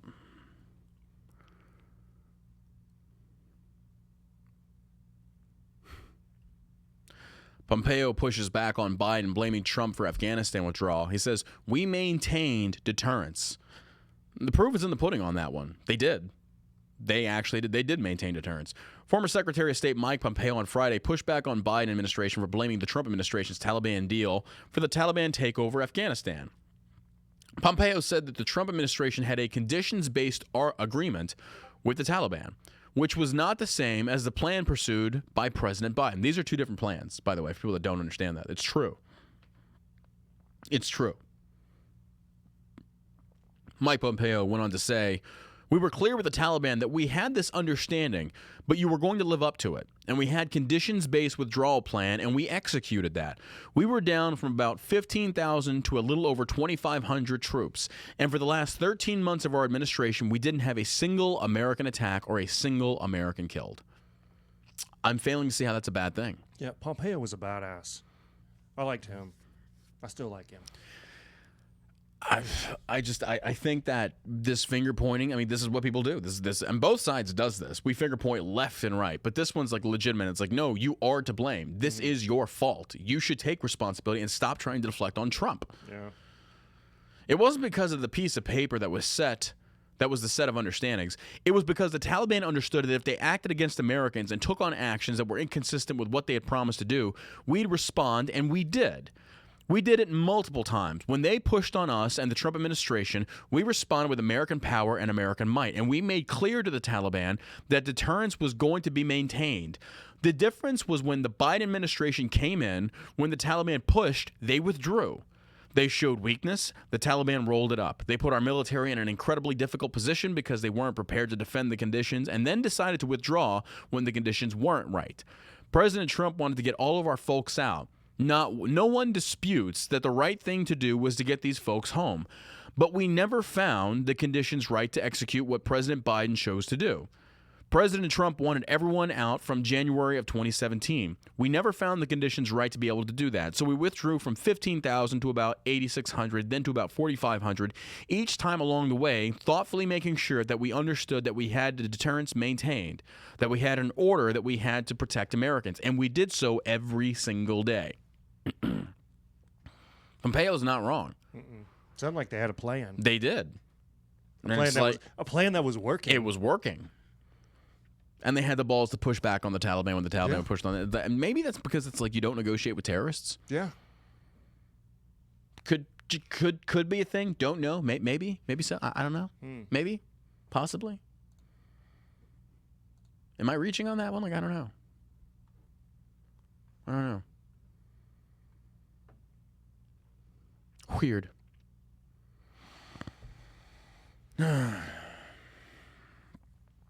All we can just do is watch. All we can do is watch. And we just see where this goes. Ladies and gentlemen, this is brought to you by ShellShockCBD.com. If you've never heard of Delta 8, Delta 8 is an isomer of Delta 9. Delta 9 is found in THC in weed, okay? Layman's terms, this is what makes you high when you smoke weed. Delta 8 is a legal variant. I say again, it is a legal variant. I think 12 states have banned it so far. If you want to have the feeling of relaxation, like you're floating, like time slows down, like it helps you relax, makes you laugh, increases your freaking appetite, it's basically smoking weed, but a little less high, I guess. I mean, I still feel incredible. I feel amazing when I take it. The edibles, the gummies, it's a lot different feeling than when you're smoking the vape. The chocolate bar is fucking amazing. The Delta bar that we have, it's 40 milligrams per square of Delta 8. This is concentrate, ladies and gentlemen. This is real. This works. It's really good stuff. This stuff really works. So check it out, ShellShockCBD.com. We have Delta 8. Just look into it. If you've never looked into it, look into it. It's on our website. We have the whole FAQ of what is Delta 8, what does it do, things such as that. Check it out. You will fail a drug test. You will fail a drug test. Yes, do not take it for drug test. And with our gummies, too, you want to start with half. Yeah, definitely start with half. Yeah. And don't take another one right away. It takes about 40 minutes to kick in, and once it kicks in, you will feel it. Like the first thing I always feel is cotton mouth. As soon as I get cotton mouth, I was like, oh, here it is, here it comes. And then within like 5 minutes, like, oh, there it is. Like it feels good. And then I watch like Biden's speech. I'm like, even high, it doesn't make any fucking sense. Oh my God. Yeah, it's true though. It's true. So if you've never tried Delta 8, give us a shot. It's way better. Our prices, and by the way, we even have sample packs. Yeah. If you've never tried Delta 8 and you're kind of leery of trying it, I think a bag of our gummies for 20 gummies is like $35. We have sample packs of like two gummies for like $5 for you to just try at ShellShockCBD.com. Give it a shot, try it, and if it works, come back. And if it doesn't work, you lost $5. But I have not met I've met two people that said it didn't work for them, but they were diehard weed smokers. So we have gummy form, we have chocolate bar, and we have the tincture, the rocket fuel. The tincture absorbs way faster. It's 600 milligrams. Yeah. Can it be shipped overseas? Yes. We cannot ship to Australia or Canada, though, because the Snow Mexicans don't like it, and the Australians are dealing with their own civil war right now, and they think that CBD is just too spicy. Can't have that spicy CBD. Okay. Too much. Meanwhile, Trudeau getting booed left and right, by the way. Like, freaking, oh my God. Like, Canadians are hating them some Trudeau right now. I saw a clip the other day of, like, Trudeau was walking through this thing, and they are booing him left and right. You see that guy just giving him the business? Yes. Justifiably. Hammering him with... He's the cuck of the North. Hurling insults at him. Fucking just, why? Like, yeah. Sweet Cheeks says, first-time caller, short-time listener, are we like you guys? Well, thank you for being here, Sweet Cheeks. I got a question. Now, if you want to write into the show... We have that option. I'll post the link in here. Where's the link? Hold on. We want you to write the show with your questions. Podcast. Does that actually work? Oh, I'm typing it on the wrong fucking thing because I'm an idiot. There's the message right there. There's the link. I'm going to post the link in the chat. You can email the show right now with your questions. We're going to answer your questions live. You can also have your confessions. We'll read your confessions live. There is the link. Go email us with your questions. All right, so let's go ahead and take our first question of the day. This comes from JR, and he says, what would it take for Democrats and Republicans to come together and realize their actions have decimated our economy since the pandemic, and we are now in a state, if things continue, civil war may break out? Talked about it last night. I don't think Republicans and Democrats are ever going to come back together. Yeah, it would take a whole new group of people with common sense. Yeah, it's not going to happen. Even another 9/11 would not bring America back together. It won't happen because the reason for that is right now with the emergence of social media being so prominent in our daily lives that even if another 9/11 happened, the first thing we would do, just like the deaths in Afghanistan, are the finger pointing back and forth. Absolutely. 100%. Like that will never be. You will never be united. I hate saying that, but it's the truth. We will never be united. Not going to happen. Another 9/11 is not going to bring us back together. It's coming down to people are just going to have to live their separate lives and like go to their separate schools who don't want government overreach, don't want mandates. Yeah. That's. I mean, it's just going to be that type of society moving forward because people are so brainwashed. That's unfortunately where we're at right now. Sorry to break it to you. Sorry to break it to you, but you're kind of, John, are you saying that we're headed for a civil war? I'm not saying that. I hope not. I hope we aren't. But I will say this much. If they attempt to force the vaccine on the populace, like literally, man, the only way they're going to do this is they're going to essentially starve you into it, saying that unless you receive the vaccine, have a vaccine passport or proof of vaccination, you can't go to the grocery stores. And if that becomes the case, we're going to start stealing. I'll start stealing. I'm not even playing on that. Sounds like the mark of the beast. Something like that. Like, look, we're just going to put something on your wrist, on your forehead. Just wear this bracelet. Look. Hey, just get this number tattooed on you. That's all you got. It's not a big deal. No, if they legitimately try using that tactic to where they're essentially forcing private enterprise and flexing on them to make the citizens do it or you don't get to go grocery shopping, then it's going to get violent. Justifiably so. Yeah. Justifiably so. If people don't push back, business owners will be on the front line, and the cops, cops and military. If you do not push back on this and you go in line with the government trying to force a mandate or force a vaccine on the people, otherwise saying you can't shop here or you can't get groceries to feed your family, you deserve the violence that befalls you at that point. You are literally trying to force people to take a vaccination that has no long-term clinical trials, that some people just do not trust, and saying that if you do not take this, then you can't eat. Then you deserve the violence that befalls you. I mean, you do. I'm not going to say it. I won't say it out loud, but I'm thinking it. Just know that I'm thinking it. Pew, pew, pew, pew, pew, pew, pew, pew, pew. Hate the government. You hate the government. Did we just become a military? Did we just become a militia? Vigilante squad? Did we start like adopting Taliban tactics here in America? Ooh, you're going to find that the very same people you sent to war for 20 years are going to start adopting what the Taliban did to us. And here's the thing. Like, fuck it. I'll say it. Guerrilla warfare tactics in America would be detrimental to the police. It would be detrimental. It would be a horrible, horrible thing for them to have to deal with because it's not going to be toe-to-toe combat. It won't. It's going to be assassinations left and right. And it's going to start with the cops. The cops that enforce this, they're going to get doxxed. They're going to be targeted. You strip away these people that are enforcing these illegal mandates. That's who it starts with. So all these people that are simping blindly to the thin blue line, and I say that blindly.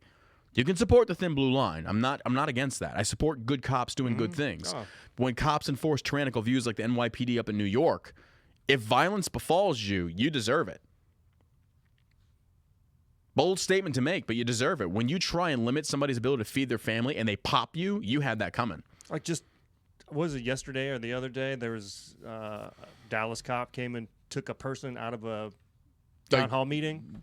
Oh, no, I didn't see that. Yeah, What happened? took a woman out of a town hall meeting because she wasn't wearing a mask. Oh, my God. I'm like, okay.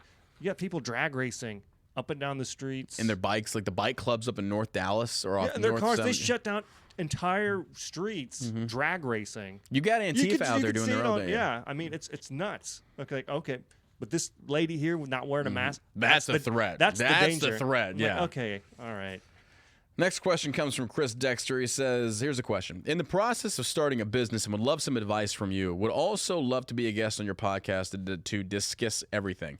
I don't bring really guests on that I don't know. I've had a lot of people asking to come on the podcast. And it's like, I appreciate it, but we've done that before. We would have people call in. It would be very boring. You'd be like, hey, John, first time caller. I just wanted to say hi. And it got really weird, like really weird and creepy. I just want to touch your hair and smell you. Like, damn it, Biden, I told you to stop fucking calling. Stop it. Can I just touch your balls? I want you to drag them across my face. No, I'm not bringing strangers on the podcast. Thank you for listening, though. Stop calling, Dad. Stop calling, Dad. Okay, in the process of starting a business, would love some advice from you. What advice would you give to a first-time business owner? Save your money. Reinvest your money back into your company. Yeah. Have a good website. Surround yourself with the right people. Surround yourself. I know where you're going with that one. Surround yourself with the right people. Take calculated risks. Don't jump in blindly. Study the market. The number one reasons why small businesses don't last. I think they say like 50% of businesses go under the first year. Or no, 90% of businesses go under in the first year. 50% of the business go under in the first 5 years. Calculated risks. Don't just invest blindly with the hopes of pie in the sky dream. You know, sit down and surround yourself with people that are going to disagree with you. That's the biggest thing. That like it's okay if not everybody's thinking the same thing, or you have a difference of opinion. Like it's a good thing to have. Go with your gut. Go with your gut. That's what we've learned a lot along the two and a half years we've been doing this. Like Josh and I. So let me paint you a picture. Josh and I know dick about business. When we first started this, no, I mean Josh more so than me, but we didn't know what we were doing. We just used common sense when we did this, in sense of like, hey, from our previous experience between the both of us, like we put our heads together and we still are figuring this out as we go.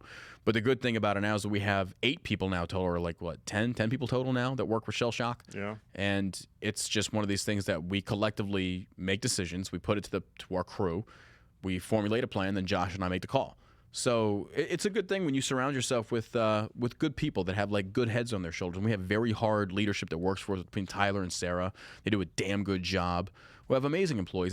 People come in here and they bust their ass. They believe in the dream every single fucking day. So you got to have a team around you that actually believes in the same vision. When they don't, you shit can those motherfuckers. You want to invest money into things like a good accountant too. Oh yeah, because that's 100%. That just falls back to surrounding yourself with the right people. Oh yeah. Because then and it ain't just me and you. Money. It started out just me and you, but now it ain't me and Josh anymore. Now other people, like at first, like we were doing shipping out of my house, and then it got to a point where it's like I am so overloaded that we hired Sarah. Sarah came on and started handling customer support. Thank God, because I couldn't take that shit. Like I'm the last motherfucker that wants to do customer support. Like it got bad there for a little bit. Like I was telling, so there was a difference. The difference was that when customers would come at me disrespectfully, I fire back just to say, like, go fuck yourself. I don't need your money. Like, go fuck yourself.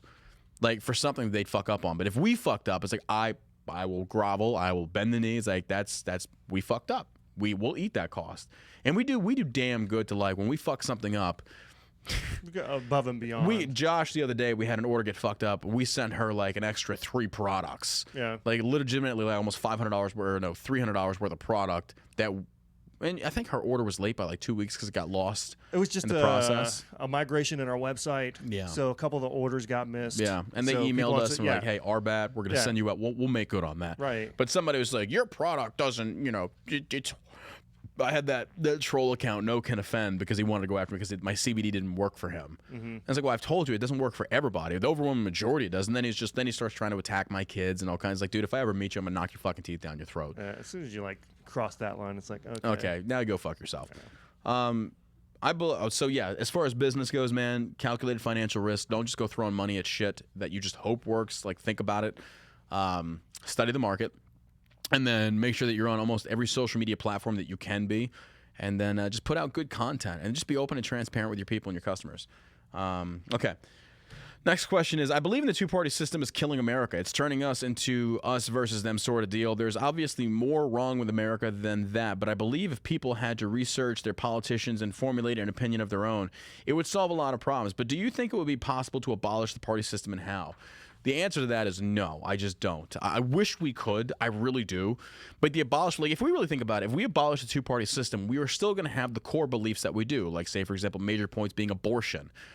Regardless if you abolish the two-party system, those are still going to be key issues that are prominent in every politician's run. But I think what we should instead focus more on now is like enabling a new party that actually kind of envelops both of their ideas. Like, that's the problem with the libertarians. They gatekeep their party so fucking hard that nobody wants to be a libertarian because they have such draconian rules that you can only fit in our box unless you believe this. Like, I saw the Libertarian Party tweeted out that you can't be pro-freedom and anti-immigration. It's like when you sit there and you tell people initially that you can't do this, instinctively it's like, I can do whatever the fuck I want. Conservatives out there saying you can't be gay and be a conservative. Meanwhile, the gays are like going over, like, I'm going to go vote. It's like, you can't stop them. You can't stop them from voting Republican. You're trying to gatekeep, and that's not going to do you any good. So embrace the gays, conservatives. Embrace the gays. Are good people. They're good people. Like, who fucking cares? I don't care if you're gay or not. Just be a good person. Exactly. I don't care what color you are. I but don't I know care religion. that just be a good person. That's how they are with their religion, though. They think they're like, if I'm friends with a gay, I'm going to catch the AIDS, and then I'm going to be gay too. It doesn't really work that way. I don't know. Can I be successful without going to college? You haven't even finished the question. The answer to that is fuck yes, you can. Yep. Abso-fucking-lutely you can. If so, what are some options? Please and thank you. Also, thank you for your service. Okay, so the options for me were I went to the military. Okay, so that's not for everybody. But yes, don't ever discredit the trade schools out there. There is so much money in trade schools. Electricians, carpenters, plumbers, welders, underwater welding especially, aluminum welders. Holy shit, they make bank. Like if you really, morality over sexuality, please. Or how about you just do whatever the fuck you want? How about you just do whatever the fuck? Isn't that freedom? Like, stop trying to impose your religious morality on other people and just start living your own fucking life. Like, Christians are no better than Islamic terrorists at that point. That's two different subjects. It's like freedom is different than Christianity. Exactly. So if I'm a Christian and it's like, okay, absolutely. Do I think two men should be able to get married as a Christian? Probably not. But as a freedom-loving patriot, then yes, you have to support that. Yeah. Yeah. So, but you can have your individualistic beliefs that apply to you as an individual. Yeah. So it's like, if I don't agree with two men not getting married, then I'm just not going to marry another man. Right. But I'm not going to impose my religious beliefs or viewpoints on somebody else. So stop trying to legislate your morality. So if you don't like two dudes or two women going at it, just don't look and don't marry them. Yeah. Live your best life. Live your life. You, and maybe somebody else will see it and be like, oh. Yeah, I get 100%. it. Now I get it. If we actually had legitimate tolerance, then we'd be a lot better up. But instead, we have on both sides, like, we should be allowed to fucking have drag kids, which, no, you shouldn't. That's disgusting. You shouldn't. Yeah. That's not freedom. That's not. I will never support that. I had that one troll, like, months ago accuse me, like, when people, this is the craziness of people that want to legislate morality. Like, this one conservative guy, like, I don't even know who this guy was, diehard fucking conservative, was legitimately calling me a pedophile because I wanted to hear what Caitlyn Jenner had to say when he considered running for governor of California. I was like, I'm interested in hearing what he has to say. Oh my God, you support trans, you must want to fucking rape kids. I'm like, what the fuck? That's a pretty big jump. It was a huge jump. And then he like made these fake accounts and like made these fake conversations to where he basically said that libertarians are just as equally guilty for child sex trafficking. He's like, bro, some people are just we actually contacted a lawyer over that. Out of their mind. Oh, legit. Some people are just crazy. Just one of these like Zoomer boomer fucking conspiracy theorist type of dudes that were like a diehard conservative. But legitimately, like, we contacted our lawyer Eric, and then he pulls all the posts down. Like, I screenshot them all saved. I was like, we're just gonna take this legal route, bro. Like, I know who you are. I've got your screenshots. You legit said this, and this is definitely libel. This is libel 100%. Accusing me of being a pedophile. It's like, bro, like, you can call me. That's the worst possible thing you can accuse somebody of. That's like a serious of. insult to the point where like other meme pages started picking it up, and there was like one military meme page that I'm friends with, like, hey man, we're not trying to get into it, but this doesn't look good on you, and they posted it. It's like, but why didn't you ask me if I actually said that? I was like, well, the screenshots are reviews. Like, you do realize anyone can fake a screenshot. You ever heard of Photoshop? That's very fucking, and that's exactly what they did. And the funny part about it is, if you actually look at the text, it was blotchy. You could tell they photoshopped it. So it's like, keep your enemies close and keep your fucking zipper up. Oh, bro. I know. That's crazy.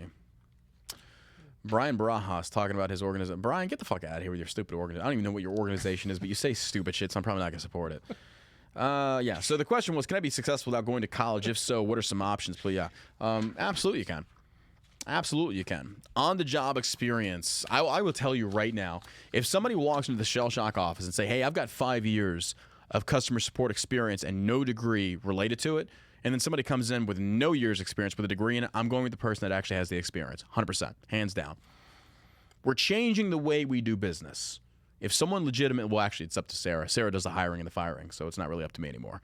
Sarah's second in command besides me and Josh, Sarah's in charge. So whatever Sarah says goes. So if you come in for an interview to Sarah, you better be kissing her ass. Like, you're not even going to talk to me, so get that out of your mind. Like, people's like, I can't wait to come work for you. So you're not working for me, you're working for Sarah.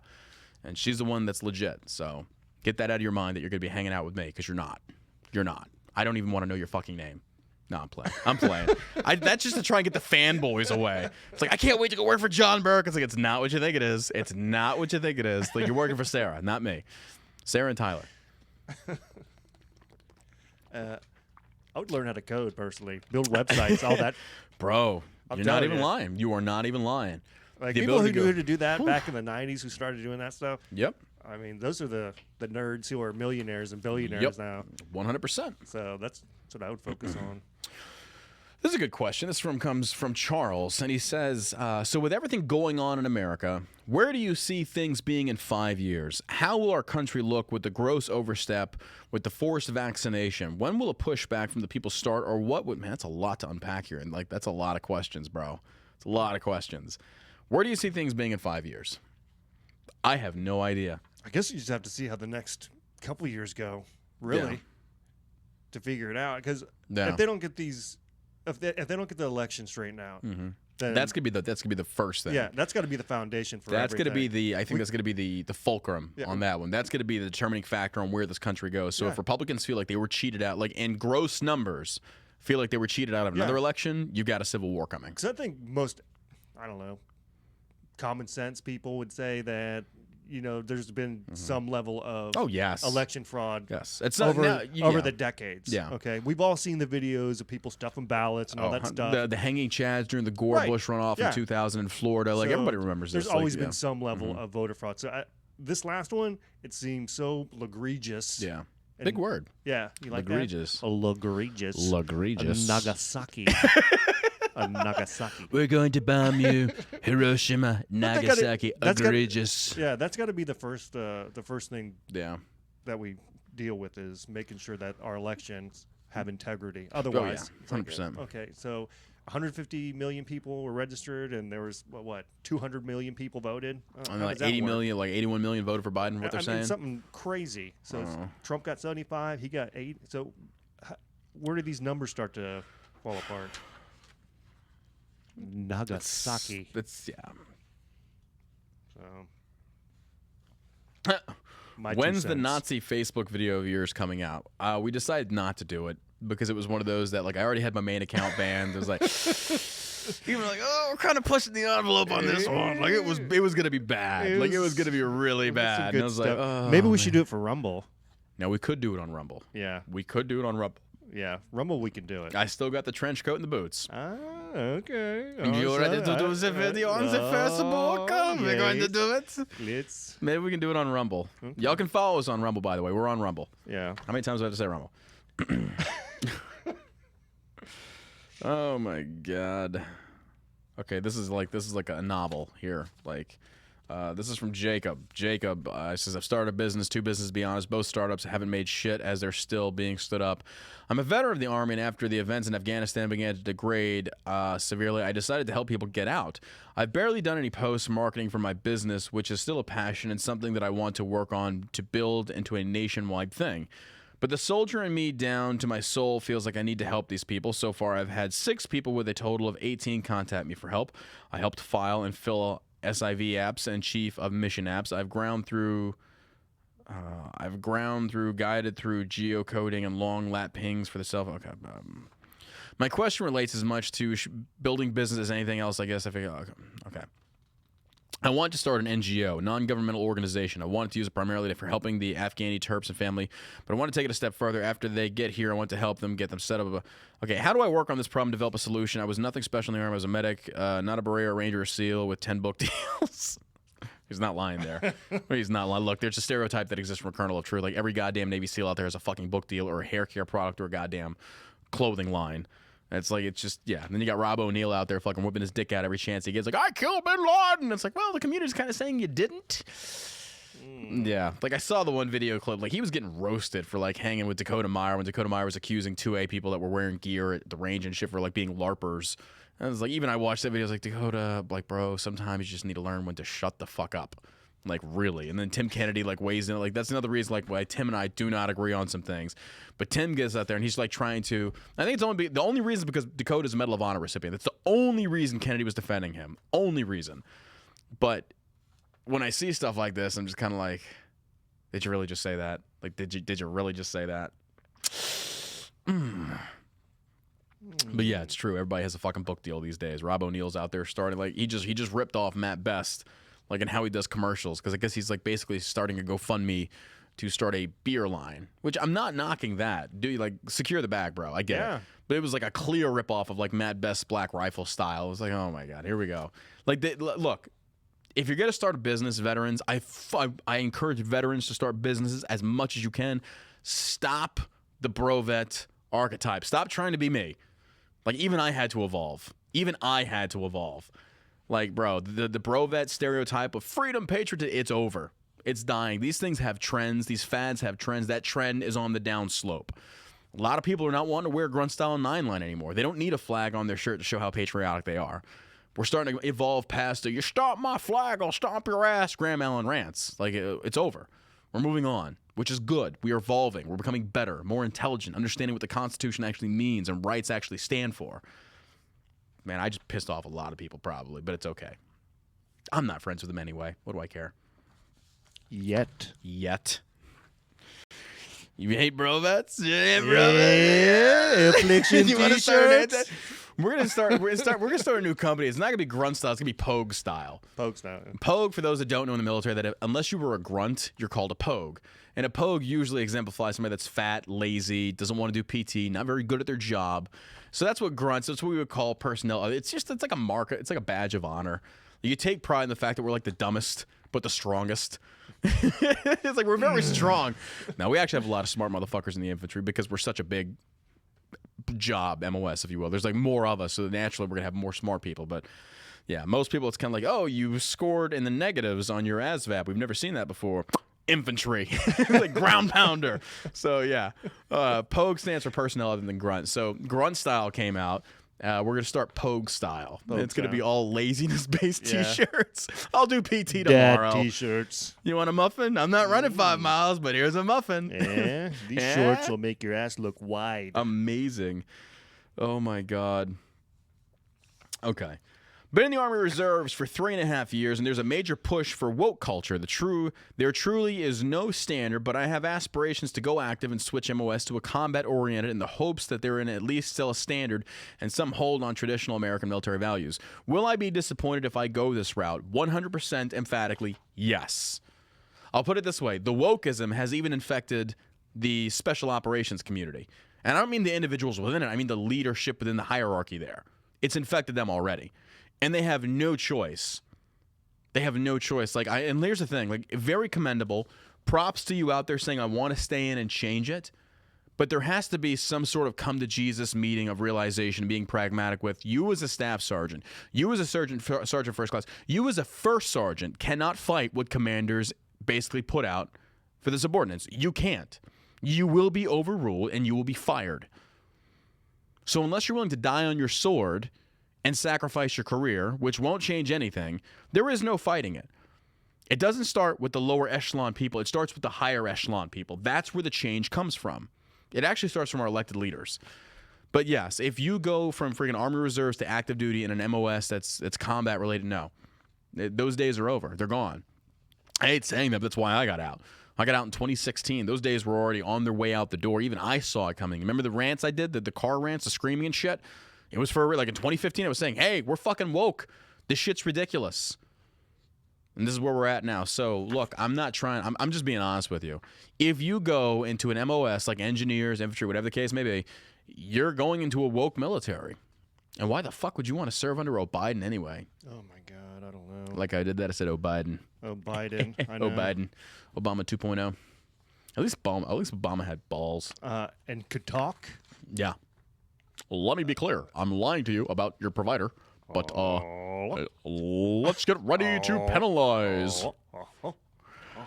Next question comes from Rodanoasia. He says, I'm still learning about politics and how it all works, mainly with elections, so forgive me if I sound dumb. I'm trying to have a better understanding of this. Is there a way to have an emergency election, or are we going to have to just ride it out until the next election? No. There's like an emergency election for what? I am not trying to make you feel stupid. Not at all. It sounds like maybe for the presidency. Yeah, I think he's talking about the presidency. As far as an emergency election, I don't. No, think you so. can't. Like No. the Republicans can't. No. And this is the other part. Is like when I was watching Dan Crenshaw's thing last night. People were like, "Why don't you do something?" It's like, well, what is Crenshaw supposed? Like, I don't agree with Crenshaw on a lot of things, but what is he supposed to do? Like what? Like I'm taking control of Congress. Like that's kind of a dictatorship, and you don't want that. That's why it's called like fucking checks and balances. Like you have to have the majority. The majority is how Congress works. Mm-hmm. So one individual can't go out there and fucking be like, okay, that's it. You know what, President Biden, fuck you. We're doing it this way. It doesn't work that way. Well, it shouldn't work that way. You know, with him, when you did your podcast with him, he did whatever he could do. But as far as his take on the voter fraud, he's like, maybe there was tens. Yeah, I'm like, really? You think there was 10s? He was a little off on that one. You don't think there's all these discrepancies in all these different states? Like, you don't think it's weird that Georgia just kept counting votes, until they miraculously just had enough votes? Yep. That's not weird. Yep. You don't think it's weird that in Pennsylvania that they kicked everybody out and wouldn't let anybody look at them counting votes? Yep. That's not weird. 100%. I'm pretty sure that's not legal. 100%. That's what I was just kind of like. That was one of those things of like, yeah, bro, I'm staying out of that one. Like, you're on your own on that one, Crenshaw. Come on, man. Come on, man. Come on, man. But as far as like a special emergency election, no. Like, I mean, you can vote to impeach, but I mean, that's still not changing anything as far as like the immediate exercising of that. Yeah. But you can't just be like, okay, we don't like the president. That's it. Emergency election. We're doing it again. Like, no, you can't do that. Next question is coming from Garrett. He says, building out my personal training business. I've been offering free content and discounted prices to people trying to build rapport in the new area I moved to. I figure if I over-deliver on quality and service at a lower rate, then I can ask for referrals. Does that seem like a good idea? Thank you, John. Love your content. Have a beautiful day. As far as, like, here's the thing when it comes to personal training. I did personal training right when I got out of the Army back in Pooler, Georgia. When it comes to personal training, your clients are your billboard. Invest in your clients and essentially also know when to cut a client. Like if a client is not listening to you, if they're not adhering to their food program, if they're not listening to your guidance on exercise and what to eat properly, and they're not losing the weight because they keep falling off the diet, you fire them. You get rid of them. It's like if I'm your personal trainer, you're here to let me get you in shape, and if you're not going to follow my guidelines, that person is a walking billboard, a walking reflection of you. That's the best way to get referrals. When a client has lost 20, 30, 40 pounds and their friends start seeing it and their fat friends like, well, who'd you do? It's like, oh, well, this personal trainer actually did it. I got a lot of great referrals that way. As far as like discounting yourself, don't discount yourself to the point where you are too cheap. You know, with your price point comes the value of what you have to offer. The reason that we have the 3,500 milligram broad spectrum is because, and it's priced at like what, 140, 149? Yeah. It's because that's what the quality of worth is of said product. Now, we are still way under what market value is, but not so cheap to the point where people can essentially look at a price point and say, well, it must not be worth shit because it's so cheap. It's like a tricky thing when it comes to market and sales. You don't want to mark something down so far where people are kind of like, they start questioning the fact of, okay, well, it's normally $60, but they're selling it for $5. There's got to be something wrong with it. Mm-hmm. I wouldn't buy it either. Mm-hmm. You have to find that fiscal sweet spot. So when it comes to, marketing yourself that way, and then also your body is also your biggest sales thing. And as far as free content, be careful with that. Be very careful with that. You give away too much, people start to expect that. They expect the fact that you're going to give away a lot of content for free, a lot of information for free. If you are, perceived value. Thank you, Rose. That perceived value, very good way of putting it. Again, like I said, Josh and I are not business connoisseurs. We've literally been shitting in our hands and throwing it against the wall. It's like, okay, well, that one's stuck. We're going to stick with that. We're going to do that. So, I mean, but really, you look at any company, and you could surround yourself with what the fuck. Yeah. When it comes to like, because people are like, who's your CFO? Who's doing your finance? It's like, we have an accountant that we outsource that to. Yeah. It's like, because you and I look at it as like, that was our best investment right there. I mean, you have to have somebody that can do your books and knows the tax laws. That's a must. I mean, but as far as marketing, product development goes, it's you want to put out the best product that you can put out. So as long as you're confident in your product and in what you're doing there, then hopefully everything else falls into place. But there's a lot of it's just like, I don't know if there's any marketing genius out there that could say, well, I'm sure there's. I mean, you could do this and you're going to get this return. Everything's a gamble. Oh yeah, 100%. I mean, a lot of it's just like wool. Oh, man, it's not even like we deal with one problem a day. It's like you deal with multiple problems a day, and it's like death by 1,000 paper cuts. Like we went through like major problems, very few. Like when Square, we were working with Square, which was like 32% owned by Jack Dorsey, and they froze like $50,000 of ours when it was coming in. It was like, well, I mean, it was two different. Yeah. I think the first one was like 30,000. Then again later on they froze 50,000 because potentially for fraud or some shit like that. Because we first launched Shell Shock, and it did so well that we had massive income coming in. And that's the other thing. Like, you want to talk about, like, just give you a real world example. Like, month one when we launched, I think we made like 16,000. Yeah. Made like 16,000. We didn't touch a dime of that. No, we didn't touch anything for like almost a year. It was almost a year. Like, we didn't get a paycheck from it. Josh and I were doing our own things too. Like, I was streaming on Twitch. I was making tankards. But then when we started getting money coming in, we just took that money and we expanded the business, offered more product variety, which is what you want to do. Right. And now we're in this transition to where we're manufacturing more in-house than we are outsourcing. And that's the other thing that we got attacked for. People are like, these other CBD companies were like doing these shots across our bow, but without actually saying us, like, you're just white labeling your product. It's like, okay, what's wrong with that? Like, what do you think Walmart does? Now, our manufacturing companies that we partnered with, Yeah, 100%. are very, very good. Like our gummies, there's nothing on the market like our gummies. Well, they're also infused. They're not even sprayed. Yeah, Like most people take those gummies and they'll spray Yeah. them with Delta 8. Ours are actually infused. But the other people don't seem to understand. It's like if you want to support a company only on the fact that they're a seed to bottle company, but their prices are way higher than ours, and we're not a seed to bottle company, not yet at least, but our prices and the CBD content is actually better and we're cheaper, why the fuck do you care if we're not a seed to bottle company? That's the one thing I don't understand. People try and use that as if it's like some kind of weapon to wield over your head. It's like, it's not even fucking, you're not even like, and we are private labeled on a few things. But the thing that blows my mind is people want to use something like this and like as if it's like a bad thing. It's like you don't make the fucking CBD. It's like, well, some of it we do actually. Yes, we do make it in house, but you still get it cheaper and it's better quality. Why the fuck are you complaining? But that's just the haters out there that want to try and come after you for whatever reason.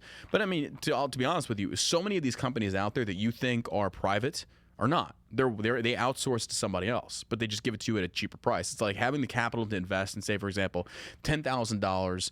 Or no, normally like we're spending thousands upon thousands of dollars to get these products in higher quantity to drop the price point. But you got to have that money up front. Many people don't. You're not going to be able to afford spending $20,000 on so many different gummies to get them knocked down on price point. Like so, and these other companies are not going to sell you bulk quantity for this. Like how many gummies can I get for $100? Like no, we're not. We dropped one fucking manufacturer that like they were doing billions in money, but like for them, I forget what their MOQ, the minimum order quantity was. Like it was like 1,000 units, and like it was just insane. Like a lot of people don't support small startup companies, so you got to find people that actually can.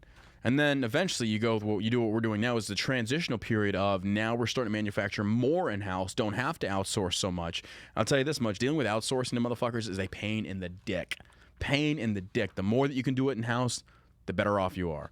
You take that for what it is, but I forget what the fuck we were talking about, whatever. Why is dumb Biden telling lies on Afghanistan on TV? Because he's a politician and because he's a Democrat. Although I say that and, Republicans do the same fucking thing. He's a politician. He's a politician. That's what they do. That's the best way to answer that question. He's a politician. That's exactly what they do. The biggest thing is just don't believe the lies. Don't believe the bullshit. Do your own research. But unfortunately, it's like when we say that, do your own research, like where do I go to do the research? Like, ooh, that's a good question. That's a good question. People, I mean, the Bongino report's really good.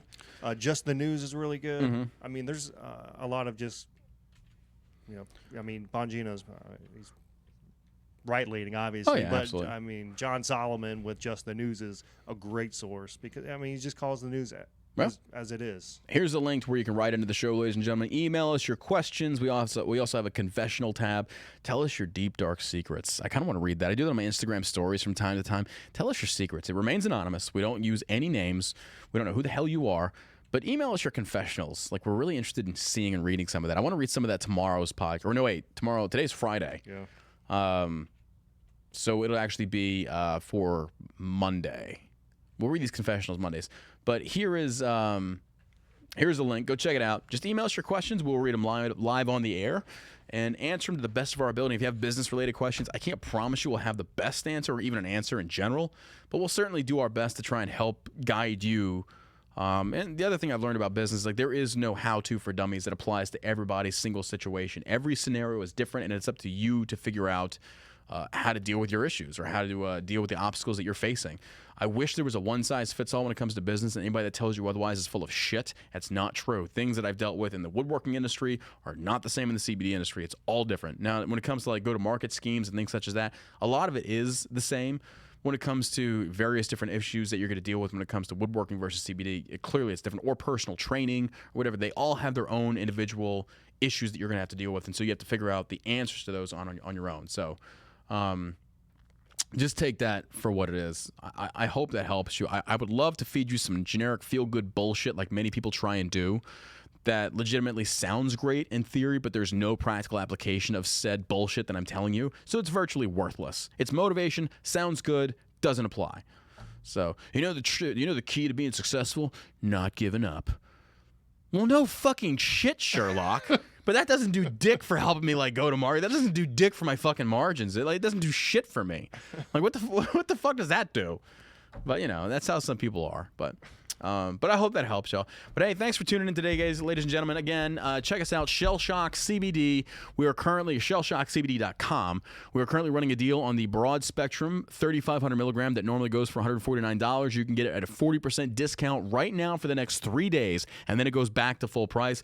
Broad spectrum is essentially full spectrum but without the THC. It has all the benefits of the terpenes that you get in full THC, but you will not fail a drug test. This has been third-party tested. The certificate of analysis is posted on our website where you can actually see the content of what's in the product and you can research it yourself. This, again, normally goes for $149. This stuff is wonderful for helping you relax, helping you like relieve stress. It calms you down, the feeling of tranquility. Broad spectrum is amazing, and this is great flavored. It tastes just like Big League Chew. It's so amazing, folks, so amazing. Shellshockcbd.com. Use code Burke that you can stack right now for an additional 10%. We have the Sleepy Time gummies that will help you pass the fuck out. You will not fail a drug test. If you have sleep issues, try the Rack Out gummies. It's CBD and melatonin. The CBD already relaxes you. The melatonin comes in and knocks you the fuck out and steals your wallet. We call it the Cardi B gummies. Like, give it to your friends in a hotel and steal it. No, don't do that. Don't do that. But no, you will feel sleepy on these things. So give that a shot. Jonathan says CBD doesn't do anything for me. Try our Delta 8. The Delta 8 will. I promise you the Delta 8 will. So we have hundreds and hundreds of reviews, 5-star reviews of people who have used our product. So if you don't have to believe us. Go look at the reviews. Go look at the reviews. And if we're paying people, like we're paying a lot of motherfuckers. That'd be a lot of motherfuckers we're paying. It's like, these are not fake reviews. I mean, I love reading them just because it makes me feel good knowing that we're putting out such a great product. Absolutely. So we've helped a lot of people. Again, you can check us out over on SoundCloud, iTunes. You can check us on YouTube. Just Google All American Savage Show podcast. It's there. If you want to help us, share the stream. Tell your friends. Tell them to listen in. And shoot us an email. Ask us your questions. We'd love to hear from you. Again, thank you for all the love and support, guys. You guys are fucking amazing. Thank you for coming over on Twitch. Thank you for all the bits, the donations, the financially supporting the stream and the channel over here on Twitch and YouTube. You guys and girls are fucking amazing. Man, thank you so much. Y'all have a wonderful day. And you stay savage, America.